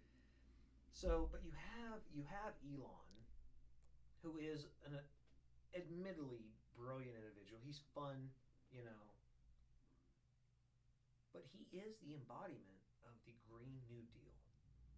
And this started 12 years ago. Mm-hmm. And now he's the greatest thing since fucking sliced bread. So you're going into an interesting conversation because I respect Elon. Sure. And, I've been following him all the way back from the PayPal days. Bought Dogecoin. Right, yeah. I've been following him all the way from the PayPal days. And, you have a lot of things going on where SpaceX Yeah. is basically merged with the U.S. government. I mean, if you really look into what's going on 90% of the funding for SpaceX comes from the U.S. government. Yep. So my sister-in-law is a financial analyst for the SpaceX and NASA shuttles. Yeah. That's what she does, and she works at NASA. And so going back to our original conversations with Nazis and everything else involved there, it's quite interesting because he's from South of Africa. She is Jewish and she works for NASA, right? So anybody that truly understands that is like, whoa, hey, that's just kind of weird, right? Yeah. But it is what it is, right? You attract good help to your team. Well, to be fair with that conversation, when NASA exists because of the Nazi scientists they brought in. Yeah. There were a tremendous amount of Jewish scientists they brought in. Yeah. No, I agree with you. So, well, because the Nazi science was built on Jewish science. This is the part of the show that people are going to fucking like bash us on. Yeah, no, I know. I already know. I don't care. I don't care. You noticed when you asked me to come on here, I didn't ask you any questions. No, yeah. I just said sure. Oh, I knew exactly. I knew you'd be great with everything. So the thing that bothers me about Elon, the one thing that bothers me, is he's involved with the transhumanism movement. Yes. And so what I mean by that is he is the major contributing factor to connecting the GPU computer systems to the human brain. Right. And he's been involved in this for many years, arguably 10 years or more. Mm-hmm. And so I don't think that's good, right? That is the real life Matrix is what that's Terminator. Right? Yeah, it's Terminator, it's Neo, it's Morpheus, it's everything combined in one. So humans, in my opinion, are organic, right, in nature. So if you're taking a non-organic element, which is a computer, a GPU, and you're plugging that into the cerebral cortex of the brain, and you're trying to then control the human organic mind from a non-organic mechanism, which is the computer, I don't think that's a good thing. I don't think that's a good thing at all. I don't think that's religious. I don't think that's Jewish. I don't think that's Christian. I just think that that's a bad idea. Yeah, that goes beyond like what's good. And that's the only thing that bothers me about it. Well, I think what's really weird with our society is we look at there is 2 + 2 = 4. So you have there's this. You have somebody who's creating an AI, somebody who's creating cybernetics for the human brain, and you have society, humanity as it exists today. Put those together, and you have the greatest civilization on Earth or ever existed. No, there is an exponential effect for everything that we do. And I think where people are like the really hard part about something like that. Don't get me wrong. Would you like to have a computer chip in your brain to like instantaneously have every answer? Of course, and it'd be bionic and like rip off the wall, like rah, yeah, right? Yeah, exactly. Right. It'd be fucking amazing. Yeah. But what does that do to there's us? Dangerous repercussions to that. We become less and less human. Exactly. Which is the transhumanist agenda. Yeah. We actually become no longer human. 100%. The moment. So it's a weird thing. The change in DNA. Yeah. Well, it's a weird thing because if you actually track it back all the way back to, you can go back to fucking cavemans. If someone fell off a cliff, broke a bone, broke a finger, broke a rib, whatever, you didn't have splints. You didn't have, they developed some of these things. They're all external. Yeah. The moment you took anything internal that was a foreign body, you're no longer human. Sure. I agree with that. There is a complete transition. You are no longer purely human. The titanium pins and all this, right? Like I've got them in my fucking ankles and all that stuff. It's an inanimate object. It's not thinking. It's not operating. So there's an argument to say, all right, where do we stop that? Yeah. The moment you introduce something into your body that thinks, that produces beyond what you are capable of? Or makes decisions. Yeah, and that goes back into the World Economic Forum, and that goes back into the Industrial Revolution and the transhumanist movement. And that's where, like, the line in Elon, it's like, I don't know. I mean, I like Elon. Yeah. But at the same time, It's hard to not like the guy. yeah, no, and I agree completely. And believe it or not, he has history in gems. His family used to sell gemstones, emeralds, specifically emeralds. His family owned emerald mines. He got his whole involvement when he was in the 80s selling emeralds, fact check me on this, to flagship Tiffany's on Fifth Avenue in New York City. Really? Interesting. Fact check me on that. Yeah, let them, let these fucking gym nerds fucking check. So check us. I like him, and I like his ambition. I like his intuition. I like his. Wait, but does that come from? To back to this really quick, is that because the De Beers, like the largest mine discovered in history is in South Africa? I don't know about that specifically. So I don't believe Elon was involved in diamonds, but I know his family was involved in emeralds, green emeralds, precious gemstones, not necessarily diamond mineral. But I don't know exactly. I'm assuming that's how he got involved, because South Africa is a gem hub for the trade. There's lots of diamonds and lots of other. It makes gems sense that goes geography, based on the geography of what South Africa is with the Horn. And I'll send you a video. There's one of my favorite journalists. His name is Greg Reese. He's a researching fanatic, man. And he put together an interesting thing about Elon Musk and about his family history. And I'll send it to you. It's about 4 or 5 minute video. I'll have to go back and find it. But it talks about Elon Musk in the 80s when he was a young boy. He used to run around 47th Street, Fifth Avenue. And he would sell green emeralds, the gemstone emerald, not the diamond emerald, but the gemstone emerald, to flagship Tiffany's. yeah, And so I respect what he's doing. I love what he's doing. But then I look at that part of it, just like you're talking about the Green New Deal. And if you really dive into that, there's some things that are associated with that aren't good, right? Just like there's some things associated with the Green New Deal that aren't good. yeah, Because you get into the war on carbon. Well, Right. war on carbon is human. right. We need carbon to survive, right? And the war on carbon is really a war on humans. And hydrogen, carbon, these are essential elements for human life. So I love what Elon's doing, but then I look at that and I say, dude, what's going on there? Where is that line that you're talking about, right? Because there's got to be a line between business, entrepreneurship, and the original sin. The original sin is wanting to be God, right? Transhumanism, immortality, the connectivity between the human brain and uploading it into the matrix and all this, right? It's a deep rabbit hole, man. And that's where I think people need to understand and, figure out, like, hey, how far am I going to go with this intellectually? Am I okay with this? Am I going to wash it off as, oh, it's no big deal, it's entertainment? Or it's really happening? Well, yeah. Well, that goes to the marketing campaign of the 1920s De Beers. Diamond is forever. Right.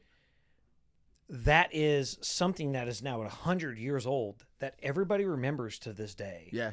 You weren't fucking around, No. but they still use it. So what did our government do? They created an eternal campaign that puts somebody like, again, this is not a bash Elon kind of thing. I love Elon. Yeah. I'll be the first one to say I really like what he's doing. Yeah. But it's very questionable to say. There's some concerning things. Yeah. Like, where are we as a society today, and where does he want to go with it? But what's the agenda? But is that the question? Is that, I guess that's the question I have, is Is Elon malleable?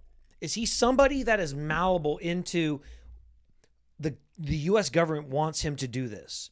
Or is this something that Elon is coming up with all on his own and generating, just saying, I'm the smartest fucking man in the world?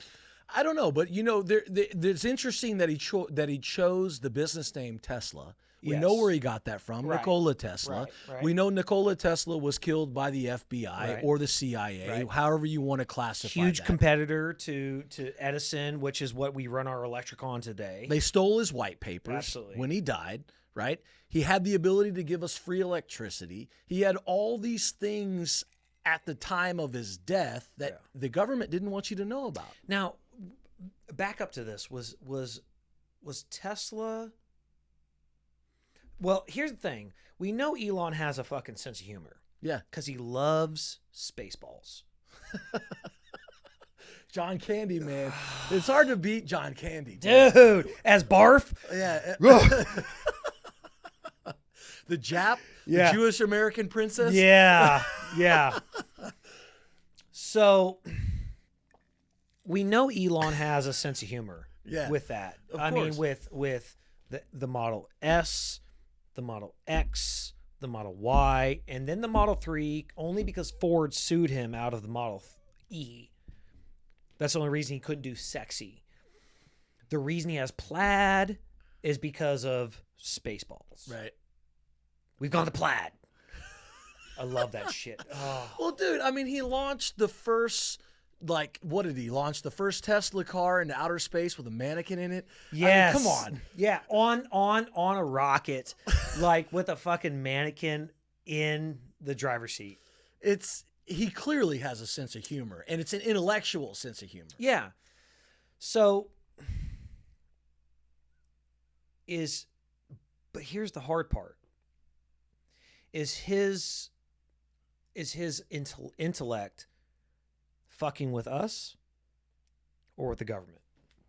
You mean, is he running a psychological operation? Yeah, okay. Well, pure example. I view myself as a reasonably intellectual person. Yeah. So I spent 4 years in prison. Okay? While I was there, I taught classes. Nice. And I ran psychological experiments on every class. Every class. You mean through questionnaires and things like that? No, I would literally bring in the USA Today, and all I would do is show them that I had the paper, and I would read the articles completely wrong. Completely wrong. And you would get their interpretation of how they perceived it. Absolutely. Just to talk to them. So this goes back to what I was talking about earlier about how you took a bad situation, which was the beginning of 2020 and COVID, and you turned it into something good. I think this applies also to what you're talking about now. Sure. So when you look at someone like Elon, who has that much influence, that much money, where's his agenda? I don't know. I dig the dude. I do too. I mean, I do too. I really like what he's doing because he's a progressive. Yeah. Right? And that's really what I like most about it. Not a progressive in the very negative progressive Democrat. He's forward progressing everything he's doing. Yes. Right? He's advancing. Yes. He's advancing. Yeah. And he's a society progressive, not a social progressive. Yeah, and I think he's ambitious, and I think that he's obviously motivated. Yeah. What do you think motivates someone? I mean, how do you take, you take someone like Jeff Bezos. Dude, God bless that man. Looks like a fucking rock star. He's fucking jacked right now. He's building the fucking biggest yacht in the world. They're going to tear down a goddamn bridge just to move his yacht. Like God bless that man. Right. And I'm not hating on him. No, hell no. No. But he's when he was 40, he kind of looked dumpy. Yeah. Whatever. Now he's 52. He shaved his head. He took some HGH. He looks fucking great. It looks like a fucking bodybuilder, man. God bless that man. And he's got a beautiful fucking woman. Right. He's got a fucking great woman on his side. He's happy. Whatever. I'm with you. Yeah. But you look at Elon. I know it's such a deep dive on the guy. It's quite the opposite. Yeah, right? Maybe it's a very superficial dive on Elon, but the guy, to me, doesn't appear. And maybe that's his intellect. Maybe that's just like, hey, that's the beautiful part about how smart he is. He doesn't appear to be anything other than he presents to the world. You mean he's like authentic? Yeah, it seems very genuine. I think that's right. I think that he is very much like Steve Jobs in a certain sense. If you know a lot about Steve Jobs, if you watched his interviews, coming to the interviews with no shoes on, and bare feet, and all these kind of things, right? I think he looks at Steve Jobs as a role model. Right. But I also think that he looked at him as an outsider that had influence beyond like the normal, beyond the masses. And I think Elon is very much like that. I don't really think he cares so much about like if the board is in a suit and starched up with a red tie. Do you think that's an intellect thing?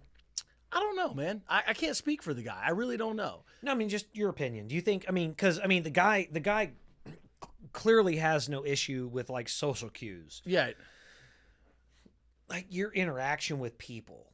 Like I've been around some really, like I've got some friends that are like MIT professors. Right. They're awkward as fuck. Yeah. Elon doesn't seem awkward. But he's like, do you think it's a social thing? Like it's I do think that he kind of confines himself from social circles, because if you see, he's not involved in a lot of social things. Like, when was the last time you saw him, let's say at the Grammys, or let's say at the Oscars, or let's say you think he would have stopped Will Smith? No, I'm not saying that. I'm saying that he, in my view, Elon Musk isn't looking at those things as that important. Yeah. He's not valuing the social aspects of life.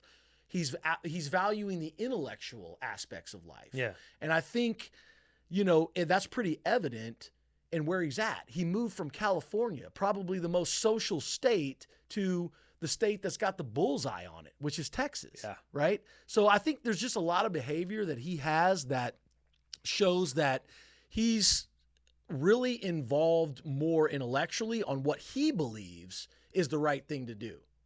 So I don't know if that's socially. I know his girlfriend. Who is his girlfriend right now? I don't know. It's a girl that I saw something the other day on the internet. I didn't know if that was updated or not. Let's look this up. I'm gonna imagine. Maybe I want to see Elon's girlfriend. It's somebody you're not going to suspect. She's probably not going to be like it's a quiet person. Not like a Victoria's Secret model. No, not at all. I can't remember who her name is, but here, let's see. Elon Musk's girlfriend. Well, his ex-wife is Justin Wilson. They had 6 fucking kids together. Wow. Holy shit. I didn't know anything about that. I'm talking about his current girlfriend, which I don't know who it is. Oh my God. 6 goddamn kids. Well, he's paying some child support. I mean, it's not like he can't afford it. Yeah, no. Well, but still, do you want to? Fuck, man. Holy God. That just gives me. I like that suit. That gives me fucking anxiety. That suit he's got is like straight out of friggin' 1920s. So this chick is Natasha Bassett. Is that her? I think it is. Natasha Bassett. Her. How long is that? I don't know how long ago that is. He's got all these fucking hot women around him. Jesus Christ. That honestly gives me anxiety. Such heartburn right now. I really don't know what Elon's doing, but I think that we have to evaluate a line. And I think this is where Elon may listen to the general public. Yeah. And say like, hey, how far are you willing to go? Are you going to be controlled by Klaus Schwab and the Industrial Revolution? Or are you going to put a stop to the point where it becomes inhumane, right? Pro-human and the advancements of civilization, the advancements of technology, the advancements of computers, are you going to put a stop, Elon, and say, this is where I draw the line? I don't know. I can't answer for him, but I think that's where the questions lie. So I mean, I look back to it, but if it goes beyond a social experiment, it goes to the point where is Elon the person that was put in place to pacify us? Is Elon the person that was allowed? Because how did he rise to power? It was not by grace. No. It didn't just happen out No. of fucking thin air. No. There was a lot of assistance there. Of course. And you have somebody like Klaus Schwab, Charles Schwab, you're talking about $3 trillion, $4 trillion under investment. You're talking about massive institutes. Well, look, when you have the biggest e-commerce platform on the internet, which is eBay, Yeah. and then eBay says we are only going to accept PayPal, Right. and Elon is the owner of PayPal, there's something going on there. Right. Right? That's not coincidental. No. And it goes to the point, is it good networking? Is it good business deal? Right. Or is there a nefarious purpose to this? It's like to the point that says, like, who are the richest, like the truest, richest people in the world? The Pope. Right. The Vatican. By far. Absolutely. By far. You have your own army. Yeah. $20 trillion in fucking assets. Right. Are you fucking kidding me? Right.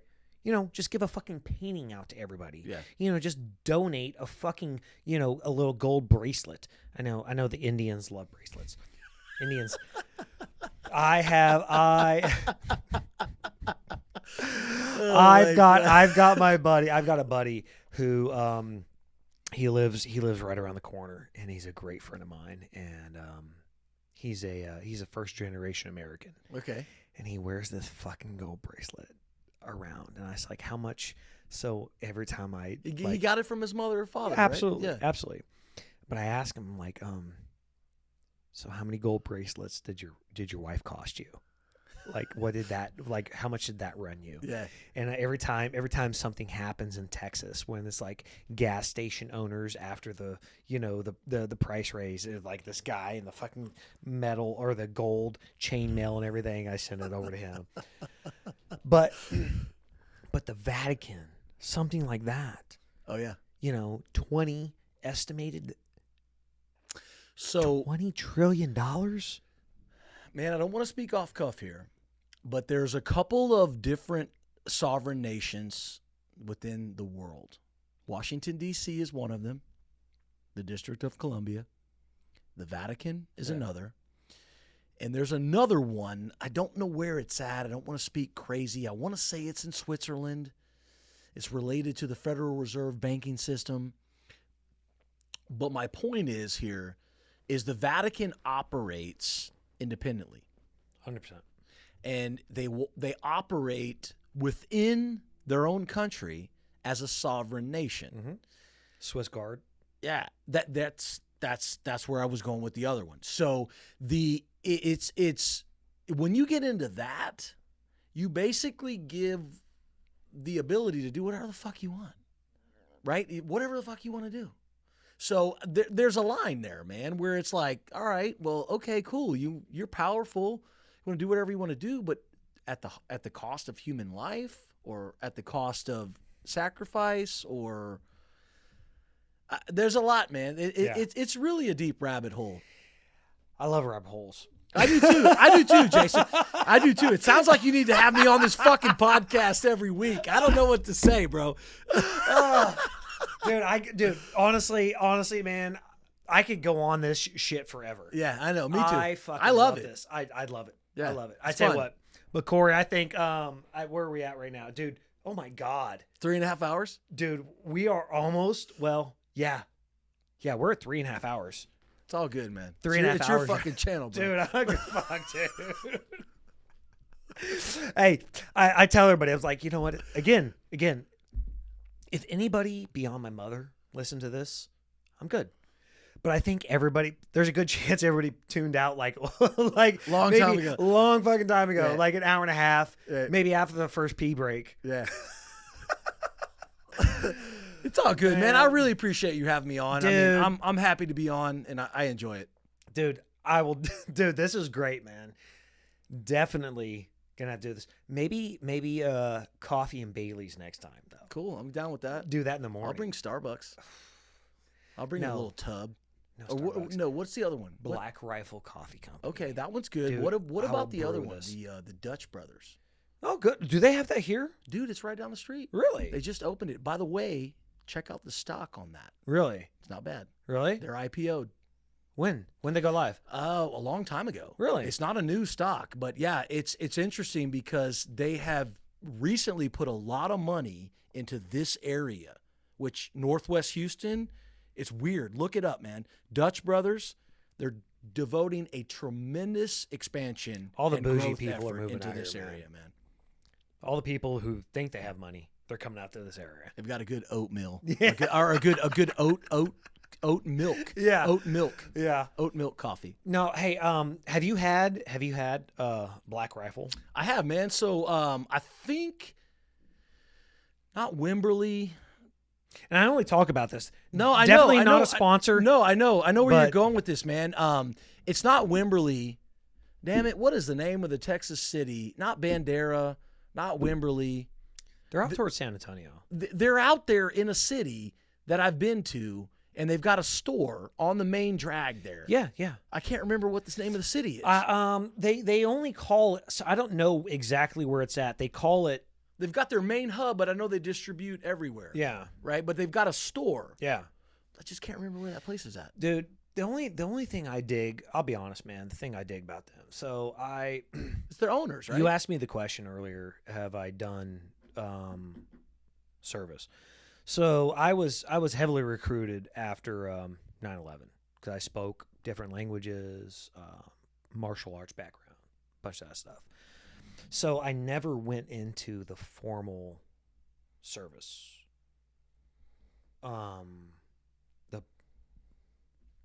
I did the private contracting on the other side. So Talking anyway, about security. yes. Leave So- it at that. Yeah. Yeah. So what I loved about what these guys did is they went over there, and when they opened their shop in Utah, they brought over 200 Afghan families. Like all their interpreters and their security and all the guys that they fucking served with brought them to Utah. And that's where they opened their first, I think it's called, no offense to the Mexicans, the Beanery. Bernie. Yeah. Bernie is where they're at. Oh, there you okay. Bernie. Yeah. Bernie, yeah, Texas. Yeah. Beautiful place. Yeah. So, and of course, like Matt Best is a fucking dude. He's a trip, man. But of course, they live here in Texas. All of those guys, they all live here in Texas, and all the ads they put out and the fucking commercials they do, they're great. Yeah. But I will tell you, man, I never drank coffee before I was 30. Never in my life drank it before I was 30 years old. And so I figured at that point, like, you know, mature palate. Like I could, The back palate. yeah. Cabernet. Yeah, exactly. The cab. So I was like, all this other stuff that was out there was shit, dude. It just tasted bad. Right. And I finally, and again, I maybe it's the psychological thing because it's got guns on the bag and, you It's know. both. Right. Yeah. But I started drinking this coffee called Murdered Out. Nice. Yeah. And it's great because the bag just says MO. You know, Right. just like in the government, everything's a fucking Motive. acronym. Yeah. The Yeah. motive. So, like I originally started drinking one called Just Black. So it was JB. Okay. And I thought that was cute because my oldest son, his name is Jason Braxton. Okay. So JB. Everybody in my family called him JB. So I thought that was cute. But anyway, I started drinking this coffee. And this is not a fucking commercial for him. This is literally just a fucking honest, just a fucking honest, I don't know. It's a review. Yeah. Dude, I started drinking this coffee and everything else is shit. Yeah. I've honestly, I've got Are you to the getting point. the bean and grinding it? No, I get the, it's already I get ground. the grounds. Okay. I get the grounds. I get 4 bags because I drink it black. Like black. I've never put anything in it. Again, I never started drinking coffee till I was 30. Yeah. So I never drank Your palate was ready by then. Yeah. I was ready for some good stuff. Yeah.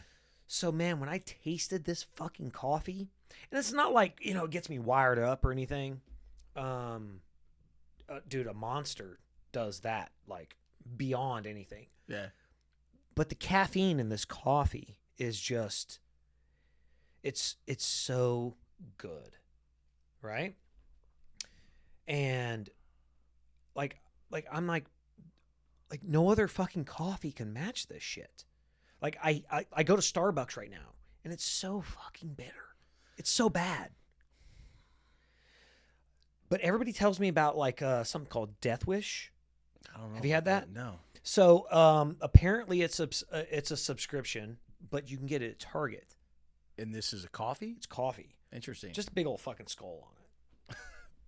So at the same time, I'm like, it's got a skull on it, so it's cool. I love it, right? But it's Target. Yeah. And it's not mail order, so of course I'm like, I want to be fucking snobby. I want to get my shit by fucking Amazon at this point. But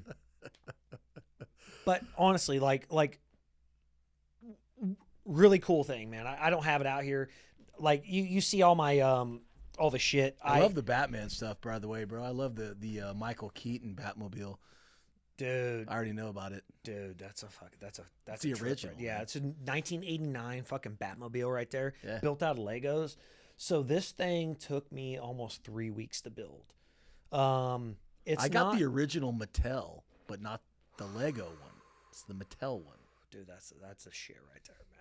I love it. That was the best Batman. Yeah, dude. I was talking to, adjusted for inflation, it did almost $418 million Wow.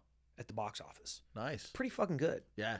So the Batman Begins, the first one with Christian Bale, did just over $1 billion. Okay. So you expect that movie to do well, but Right. but Batman with Michael Keaton doing just shy of $500 million at the fucking box office is pretty good.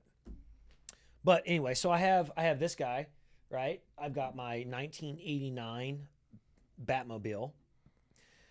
Downstairs, you didn't see it. I'm actually building the tumbler. From Batman Dark Knight. Okay. Batman Begins, Batman Dark Knight is the big tumbler with the 4 huge wheels in the back, the 2 skinny wheels in the front. Yeah. So my thing, man, is Batman, but Batman Lego stuff. Cool. So actually, for my birthday, everybody bought me amazing Batman stuff. Nice. Limited edition, like figurines, special buttons and stuff. Dude, it was a trip. So, yeah, That's cool, man. Yeah, Batman, man, that's my thing. I actually had somebody contact me today asking to rent my studio. Nice. I was like, no, No? because I'm not going to undecorate my Batman. Oh, they wanted you to de-Batman? They wanted a very vanilla Yeah. studio. And I was like, well, I mean, because they like the way it sounds in here and everything, with Yeah, they've everything got else. the soft carpet and everything. Yeah. I was like, no, it's decorated like a Batman. Yeah. It's not going anywhere. Yeah. I'm going to keep it. But anyway, man. But Cory, man, thank you. Dude, what are we at? Dude, we're at 3.5 hours right now. It's crazy, man. Yeah. There's too much to talk about, man. There's Dude. a lot going on. We could. I guarantee you, we can continue this on. Absolutely, man. This is we're actually 1 hour beyond my longest show at this point. Well, I hope that doesn't deter your subscribers, man. Fuck them. Fuck, dude. Dude, if No, they- I appreciate you asking me on, man. It was fun. No, man. like it. I knew I was going to want to have you on because there.